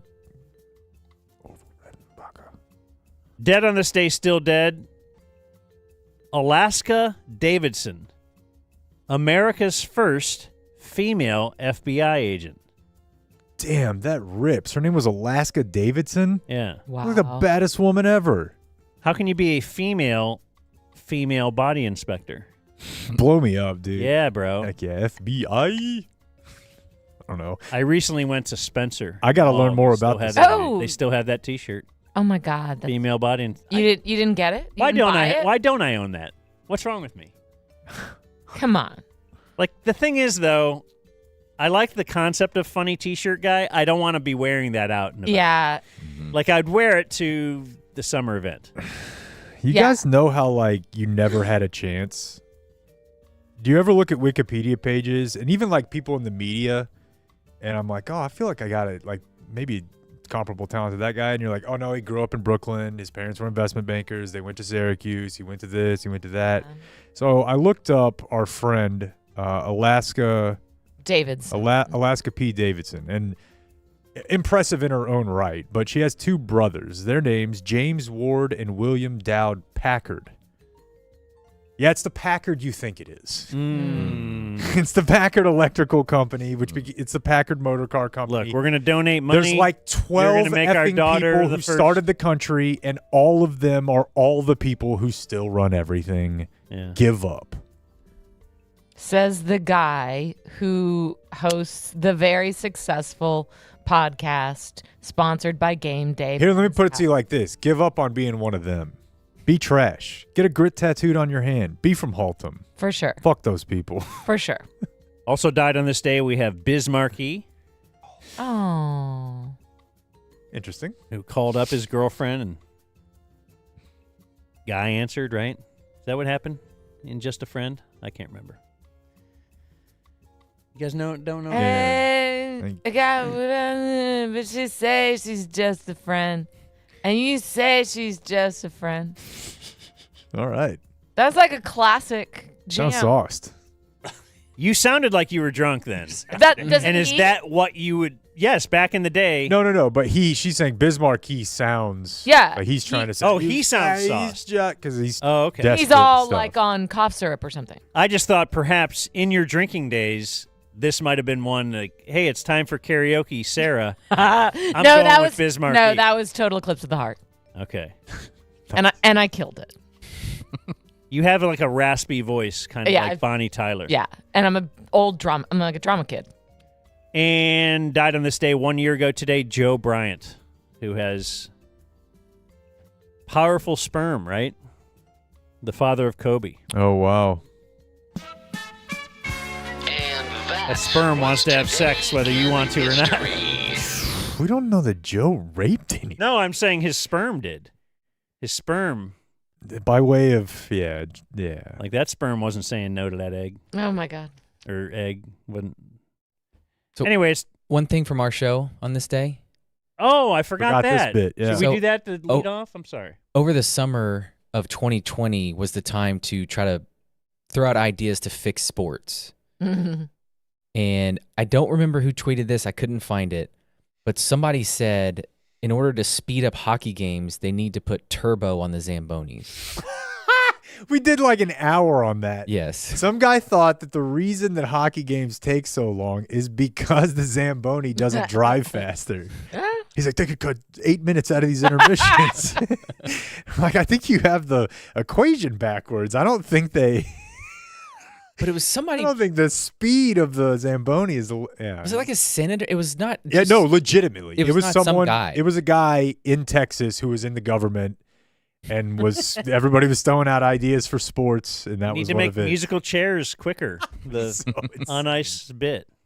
And then they found the picture where it's the same fish being caught in the bubble.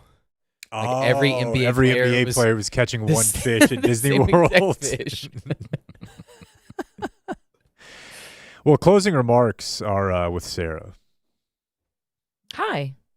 And Sarah Hepola from the Dallas Morning News. You can present the piece if you'd like, or you could just tell us what's going on. You're writing a book. Yeah, it's cool because I've been writing a book for like 6 years, and it just got like accepted. So it's actually going to happen. So there's going to be an actual book coming out in I think fall of 26.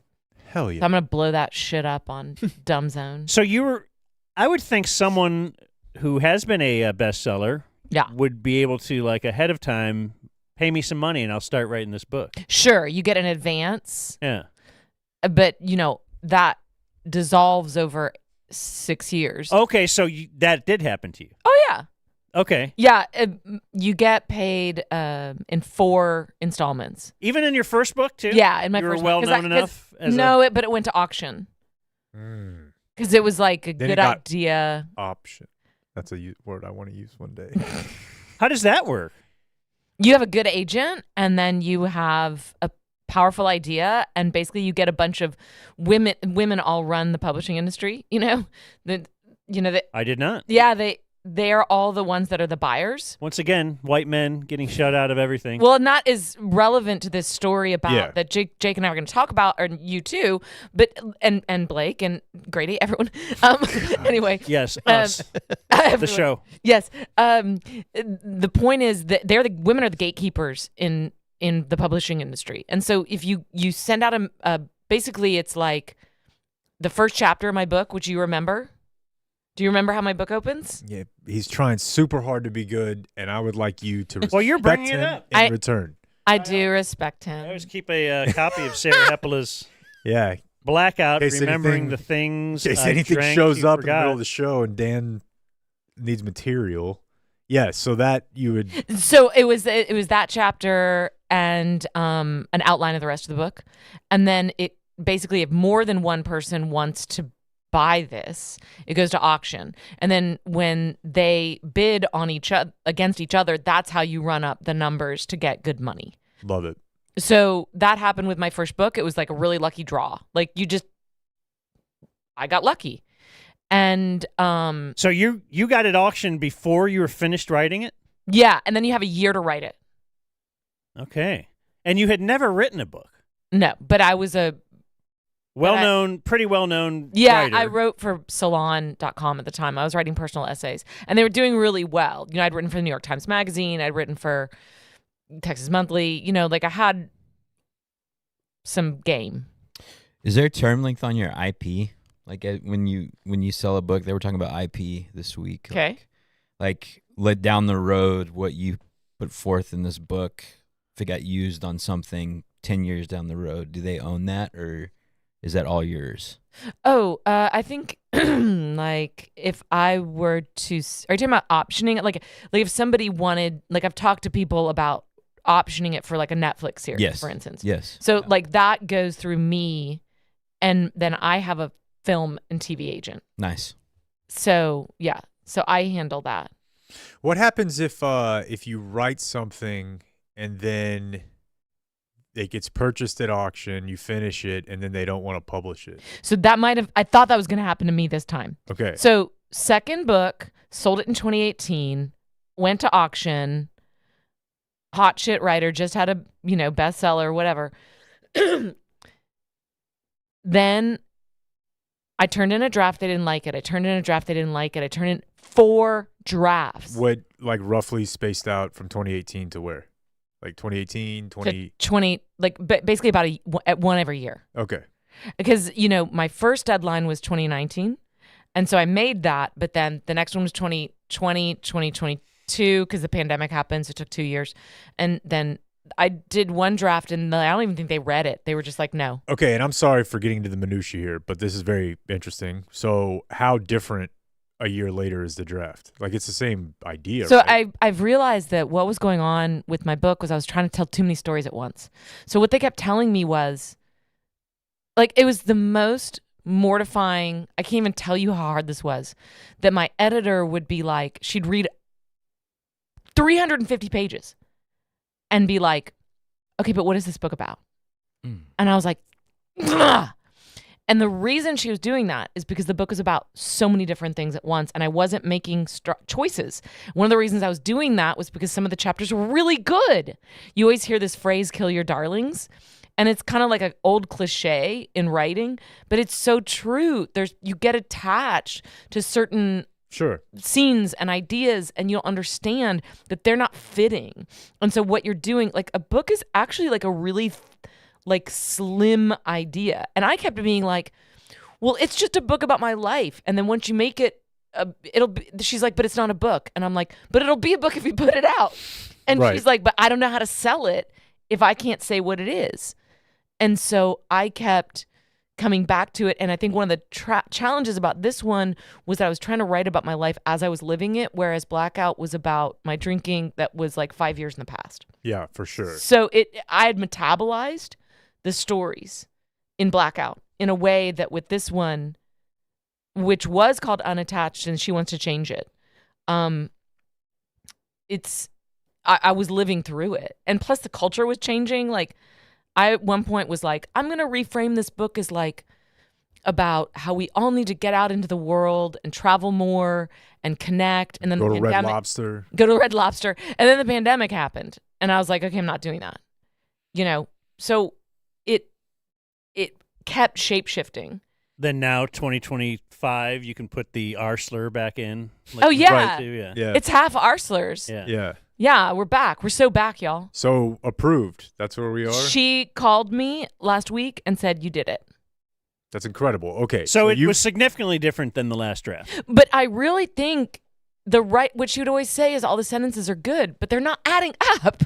So what you have to do is basically crack the spine of it. Did you have friends read it? Yes. Okay. I had a friend, and this was crazy because I didn't even think, I mean, I love this woman, but she's an AP reporter, and I was like, she's such a different writer than me. And I was like, she was like, I'll read it. And I was like, whatever, I'll take any help I can get, any help. But AP is so who, what, where, when, that she was so awesome because she was like, get this chapter out. It has nothing to do with it. Lose this. It's about this, this, and this. Go. And I was like, oh my God. Dude, I don't think the average person understands what an editor does, like especially a good one, because I turn my stuff in.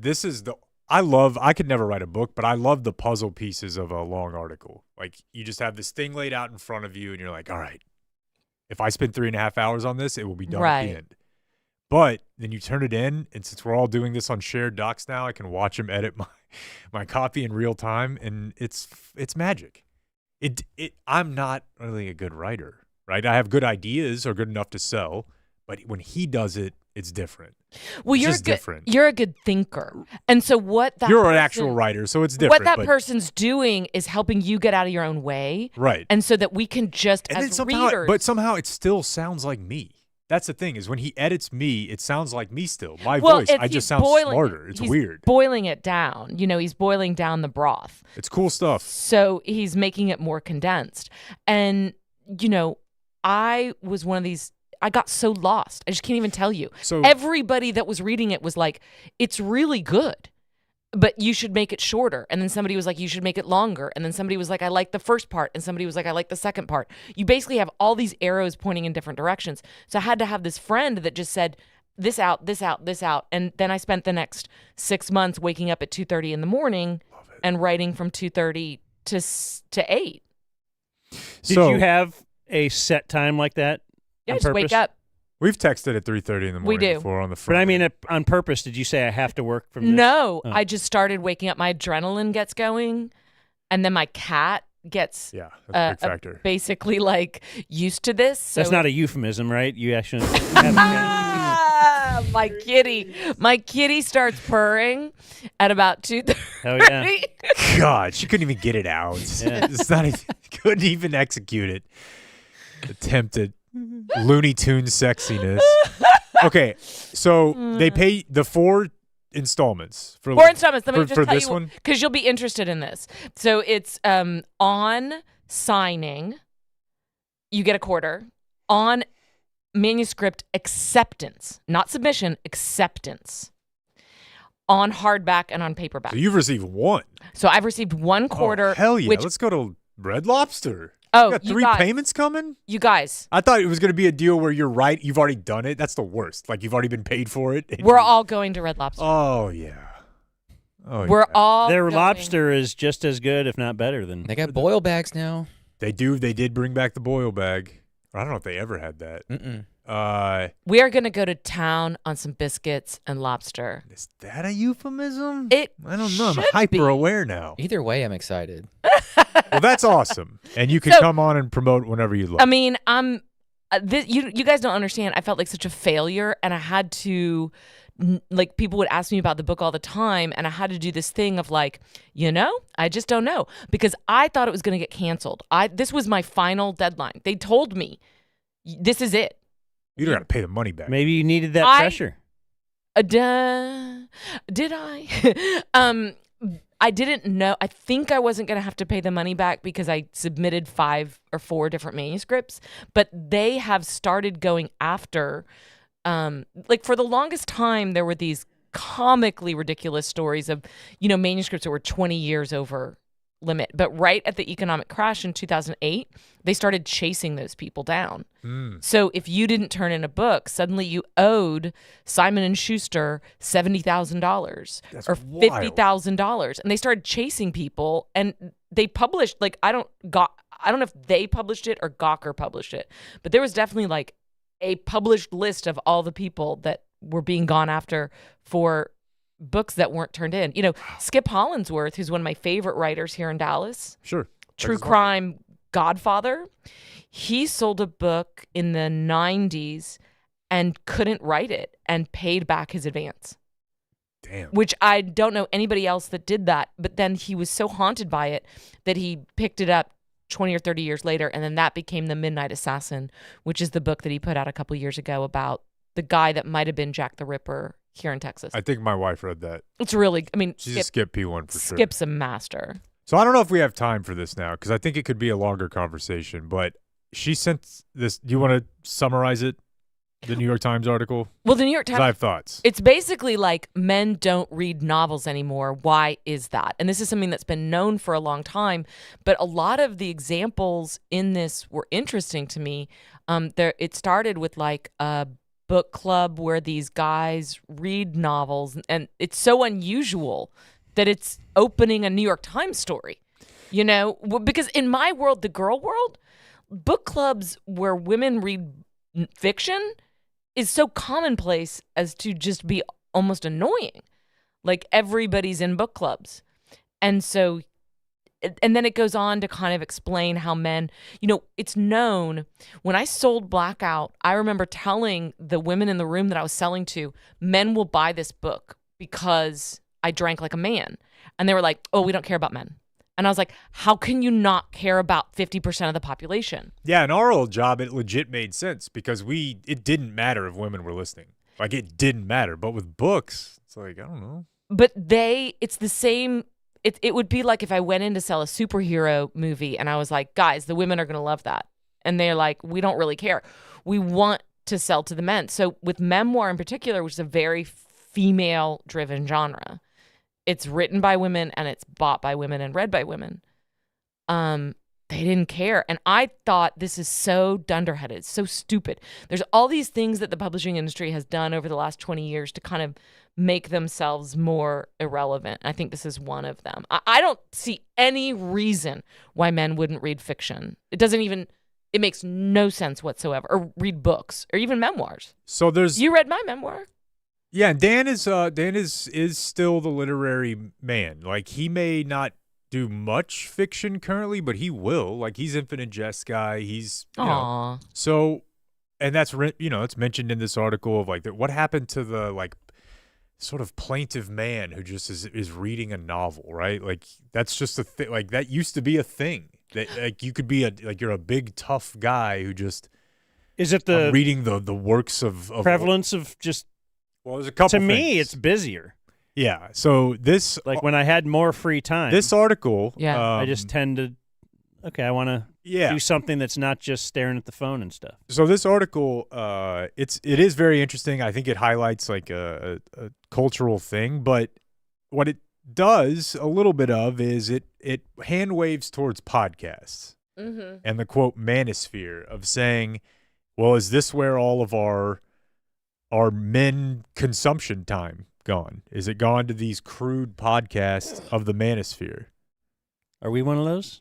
Probably on the edge of it. But we also donate a lot of money to charity. We're I want to edging. be very clear about that. You guys told me that you were part of the manosphere. We'd have to be men. That's why we were trying to hook up with Game Day, turn to men. As more American men fill their hours with the crude talk shows of the manosphere, online gaming, and addictive multiplayer games, the humble novel, consumed alone, requiring thought and patience, can look like a panacea. This is somewhat true, but there are a few things about it. It also highlights that men prefer instructional books, right? History and big idea books. As opposed to fiction. Yeah. And like practicality as opposed to escape. And so that's what I think of a little bit. The you- reason I've been choosing I always get it's fiction and nonfiction. Nonfiction is the actual true, right? Which always confused me since I was a little kid. Exactly. The word non means that it is true. Yeah. But, Fiction, fake. But I think I can use this. I can use this Of on the course. show. Yep. I can. So That's what I want to talk practically- about.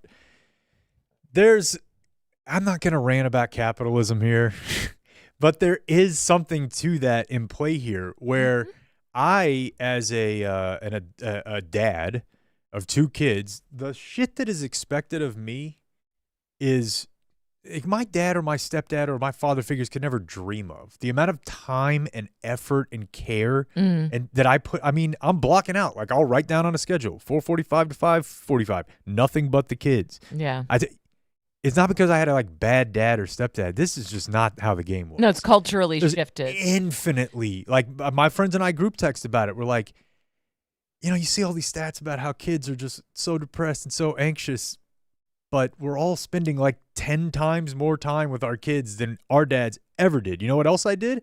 I read a book about parenting instead of a book about a guy in the military who misses his wife. I read, you know what I did? I read a little spiritual book because I'm supposed to meditate. I'm supposed to do breathing exercise. I'm supposed to exercise every day. Yeah. I'm supposed to work 55. There is no time to sit around and read a book. There's just no time. Well, audiobooks would be the answer to that, but podcasts have filled that space. So I listen to audiobooks as when I'm like multitasking but men listen to podcasts. And the podcasts are super long, so I don't see how people can say there's no time. Somebody's listening to Joe Rogan for 3 hours a day. And this show for 2.5 hours a day. But I think in the past, we're doing some consumption overlap here because also there's been people don't listen to talk radio anymore. And that used to be something people would listen to all 3 or 4 hours of Rush or Howard every single day. So then this is the time when somehow we were able to there's more expected of parents now. There's more expected of employees now. There's more expected of everyone. And then the cultural thing you're highlighting on, and I think it's why you wanted to do the article on me that you did, not because I'm spectacular, but because I'm willing to talk about it. Yeah. There's a bias against men opening up or being vulnerable, and I think that's changing. Yeah. But I also think the manosphere thing, like I think Joe Rogan overall probably against like his own best, I think he's a bad actor, right? I don't think he's good for society.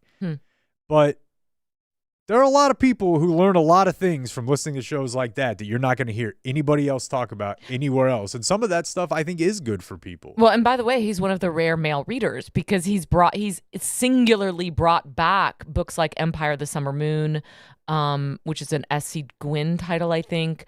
Books like Chaos, which is about the Manson murders. Like he'll get into a book. I did not know that. And he will put it back on the bestseller list, even though it came out 10 years ago. Well, that's cool. And I think despite the fact that I think a guy's like, oh, I voted for Bernie and now I voted for Trump, I don't think he's like a politically intelligent person scaled to his influence. But I think people learn things listening to shows like it's not all dick jokes, right? There are people who would tell you like I learned a lot about myself, through Rogan or any of those type of shows. Completely. There's also the fact that, I don't know, anybody who steps into any class about world politics on day one, they're probably going to be like, what the fuck's going on with Israel? And I don't know. Nobody was allowed to ask that question for the last 20 years that I've been paying attention. And all of a sudden, this manosphere thing seems to have asked like the sophomore question of what's happening here. Yeah. NBC, ABC, CNN, the New York Times in this article, nobody's going to, I don't know. I don't think the manosphere is, you can tell it already is one of those things that you just put in an article and it's supposed to elicit one of the bad assumptions of this article is that fiction is the best way to get information. Fiction is a superior form of... You're being talked down to a little bit. You're being talked down to. And I felt that. And I actually think my podcast partner, Nancy, I do a podcast called Smoke 'Em If You Got 'Em, which is great. We do video now, which is wonderful. You can see the cans in... Sheds. I'm sorry, what are they called? Absolute milk sheds. What's a milk shed? Well, it would be a place you'd store milk and like a big one, right? That doesn't sound complimentary at all. Sounds like a dusty old... Hey, listen. I didn't make it up. He didn't make it up, but also nobody's denying the trip to the milk shed. This is not like you're like, oh, that's gross. That's Yeah. not gross. That sounds great, especially with Absolute in the front of it. Okay. So you do video now. Nancy, great follow, by the way, too. Oh my God, amazing woman. She's very funny. Absolutely amazing woman, Nancy Rommelman. So anyway, she had a really good thought on this, which is that maybe men are just more technologically advanced. It's a little more canary in the coal mine. We're all moving toward audio. You know, there's this end of and what's it called? Derek Thompson at The Atlantic wrote this story called I know he had a whole era, the era of orality, but basically it's saying we're going to stop reading physical things.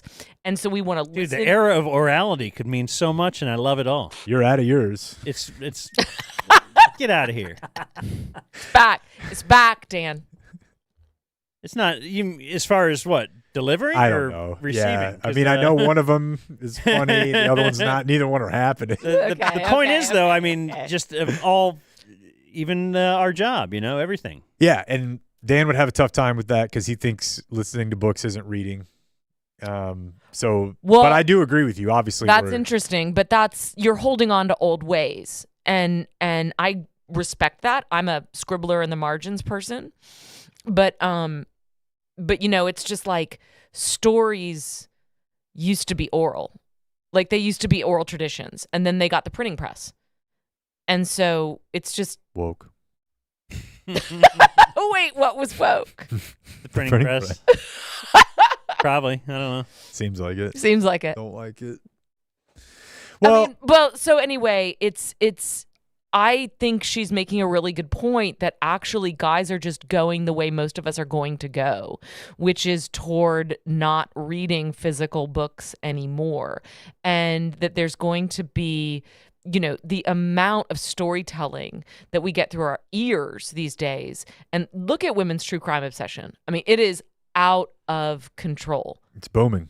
And that is really replacing fiction. Yeah. And women don't really read. What's really disappearing is the approved literary like echelon, the Franzens and the, you know, one of the things I don't like about that story, although I think it might be true, is that it kind of presents David Foster Wallace, who's my hero. My cat is named Wallace. It presents him as like the end, like the explosion at the end of the obnoxious white male writer train, you know, and that his you know, acolytes became so annoying and pretentious that it basically imploded the whole idea of men reading fiction, which is kind of absurd. And men read genre fiction still. So you ruined it, Dan? Well, I don't think I'm one of those people. Okay. I think I read it because of those people imploring me, like, you have to read this. This is a classic that's been written fairly recently, but yet it was, you know. So I stared at it on my shelf for at least 5 years. I mean, it's daunting. Yeah. The size of it. And then even reading it is daunting, where I'd have to go back and read what did I just read for 4 pages? I have to read that whole thing again just to see. But I'm very happy I did it. It took me a long, long time. I didn't, like, right when I was done, I didn't know if it was that good. And then, but I think about it it's well worth it, I think, in the long run. It's brilliant. I think, Jake, you might enjoy it because it really is the masterwork on addiction. It's really about the idea that America and capitalism and consumerism as an idea essentially sets you up for addiction. And we're a nation of addicts. And the whole idea of it is that there is a television show so entertaining people won't stop watching it. And he writes that in the 90s, and then in 2007, the iPhone comes out. That's all I'm going to say. Well, but that's not all you're going to say.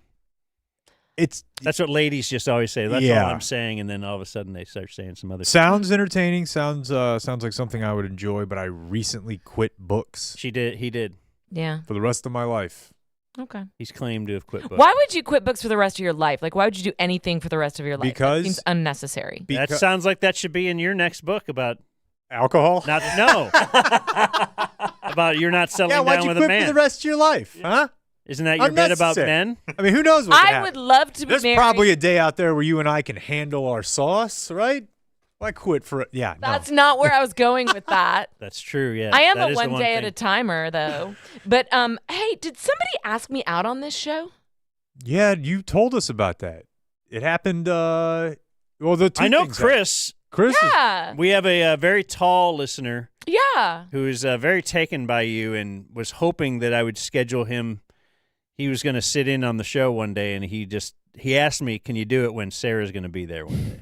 Yeah, and he said he hit you up online. He did. Yeah. He's so a solid nice. piece of ass, I think. Would you give that a shot or no? Well, I'm not. Are you in the dating world? Not in the dating world right now until my book gets filed in September. What a pro. What if Cupid's arrow just hits you? What if you? Well, then Cupid's arrow can hit one time and leave in the morning. I mean, that's probably right. I'm a lady, even if my milk shed brings all the boys to the yard. Very nice. Sure. Milk shed. I said that. Okay. Well, you don't just want one of them, though. Oh, yeah. I want to play with, we're going to mess around with, can't just leave one off limits. That's a good point. Yeah. But if you do, the right. Interesting. My right or? Never mind. That's Just double down on both. That's the mind scramble. I just got picked up by a guy at the 7-Eleven, and he was cute, and he's got a Venmo gift card. So hey, babe. Name's A. His name's Angelo, and he kept texting me, and You gave your number to a dude at 7-Eleven? So here was the thing. That simple? Hold on. He was so charming, and I said, "Let me give you my business card." And so I gave him my business card, and I forgot that I put my cell phone on my business card. You're a reporter. Of course your cell phone number's on there. Probably your Signal chat or something. I forgot. Okay, so how did he start the line? Was he like, "Oh, I love corn nuts too," or what? Like, it was so weird. I've never hit on anyone at 7-Eleven in my life. It was so interesting. So I passed It's the him. sheds. I passed him, and I started. I got in my car and started to leave, and he comes back out of the 7-Eleven and taps on my window and is like, "Hey, I just I saw you, and you're exactly my type, and I just wanted to say hi."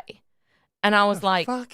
I was like, "Hi," and he was like, "I'm Joseph," and I was like, "Okay," and he was like, there was this moment, because here's the thing, y'all, I was going to Target and I was a mess. My hair was a mess. I had this Vaseline crap in my face. What'd I tell you, Dan? I had this Vaseline crap on my face. Always the sheds.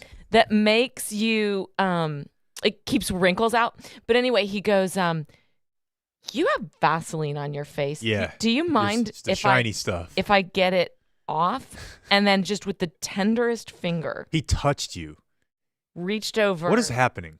And This is not the world that I knew. Had you was given out him there. your card previous to No. this? We're just talking. She's she's wet like I'm- Cal's eye. I'm sitting in my car. He's standing at my door, This is insane. and I've rolled down my window. And You deserve whatever happens now. he's like, I'm like, "What do you do?" And he's like, "I'm in real estate." And I'm like, "Okay." And then he tells me he's So vague. Oh, here's the other thing that I liked about him. He is not from Dallas. And I go, "Where are you from?" And he's like, "Queens." And I was like, I could have told you that. Like, he had that New York swagger, which is a really nice, like, I'm not saying that's my Now, how does type. this story end? What are we doing here? Where are you going? This is my fault, but I'm interested. I'm interested too, but I like, know, did it's you, a play did you go out? No, because I'm telling you guys what happened, which is that I accidentally give him my phone number. He starts texting me, but like not annoyingly. Like, it's like gentle and tasteful. And I'm like, "Hey, look, I'm going to South Padre. I'm going to be gone for a week. I'll, if Right off. If in 2 weeks you're still interested, I'll go to coffee with you." That's what I told him. Wow. Okay, so for 2 weeks, it's like tasteful, like, "Hey, thinking of you," or like, "Hey, would you like to come over and watch a movie at my place and drink some wine?" And I said, "Well, I have 2 pieces of bad news. 1, I can't. 2, I don't drink." And he was like, "Oh, that's great. Good for you." And so then I said, "Look, I can't do anything until Friday. So let's have coffee on Friday. This is now more than 2 weeks since we had this chance encounter, okay? Did you wipe the pus off of your forehead in the 7-Eleven? Oh, no, I'm going to show up with the Vaseline just so he recognizes me. Yeah. I got to have big, crusty Vaseline. Maybe that's what is my type. I know. Is it? No. I'm Is just it a the guy big who boobs, loves or could it be the somebody who looks shiny like they have face? an oil slick on their It was so weird because he was like, you're just my type. You're all natural. Like your nails aren't done. And I was like, I literally just passed you. How do you know that my nails are not done? Which they're not. But how did he know that? Yeah. Some people are perceptive. Oh yeah, my that or they've been taking pictures for two months. God. So Friday comes and I text him at 7 a.m. and say, hey, I can meet at 11:30 at this place. And he writes back and says, oh my God, I'm working till 9:30. Can we do it tomorrow? And I go, oh yeah, no problem. It's better for me because I'm not working. The next day comes and I text him and say, hey, what about 1 o'clock? And I never hear from him again. Wow. Maybe he got deported. That's really weird. Back to Queens. So why would a guy pursue you? Because his wife found. Low key. Did this all, for weeks. 2 weeks. And I'm not doing anything, And right? yeah. I'm actually indifferent as to whether I see this guy because I'm not really in the dating zone and I don't care. But I'm just like maybe responding. Why would you do that? Yeah, I don't know. It's probably like he wanted. It was the thrill of the chase. I thought that you know? for sure. Like the cat who got outside. You're just like, I don't know. I just want to see if Could have been wife though. Could have been wife. Yeah, and that could be both. Yeah. He was wife found. Just trying to wanted to see if we can pull it off. I mean, you don't know. People don't look married or not married, but I mean, he was. I don't know. Well, he's Italian. They never look married. Well, that's the thing. I think that's our key. And I mean this with love because I love the Italians and I love Italian men. But my God, they will go after what they want. And I think they have kind of ADD where it's like out of. There's a world where that's racist. Well, no, but I said I love them. Speaking of Sam Harris. But I love Let's them. question the IQ of various races. No, across the spectrum here. It's not about their intelligence at all. It's about like attraction for them is like a scent in the air, and then all of a sudden the scent's gone. Is this no? Yeah, I'm not. So like that, all but- this to say, our listener Chris. Oh yeah, out of luck right now. Well, here's the thing. Let him come to Red Lobster. Chris is I will totally. Chris, you are totally. If we do a Red Lobster celebration, which we're going to do, when my check comes in, Chris is totally invited. There it is. That's a date. I call that a date. I call that a lie. I just can't ever see this actually happening. Well, 100% this is happening. You think? Yes. So here's the thing. Chris is such a cool dude. I know. And he was on the show, and I watched some of it, but I mostly learned about how cool Blake is, which was great. I love Blake, and he's underrated. God, you don't need to tell him if somebody this. if every single person who talks to somebody calls him underrated, how are they still underrated? He just got hired as the producer for Cowboys, the National Radio Network. But did you realize that I learned what a badass athlete he was? I didn't know that. I'm just saying though, Jake is right. Everybody that's all they ever say is how underrated Blake is. Maybe that's how highly rated he is. Have you thought that? That's what I'm saying. Yeah. And then now he's going to ask for another raise. Well, it was cool to get to know Blake. That's what I'm saying. I'd like to. Because we love Yeah. He won't invite us to his house. All right. Well, he's folks, better friends with Chris than he is with us. But anyway, yeah, Chris introduced himself to me at the Dumb Zone experience thing. Has been a lot of fun. Mm-hmm. What? Jake's saying goodbye. Adios, mofo. We gotta go before this abrupt becomes a ending, zoo. huh? Yeah, I guess somebody had to go to the bathroom. Subscribe and type for Correct. my name if you want to watch more of my videos. What does Blake do? What does Blake do?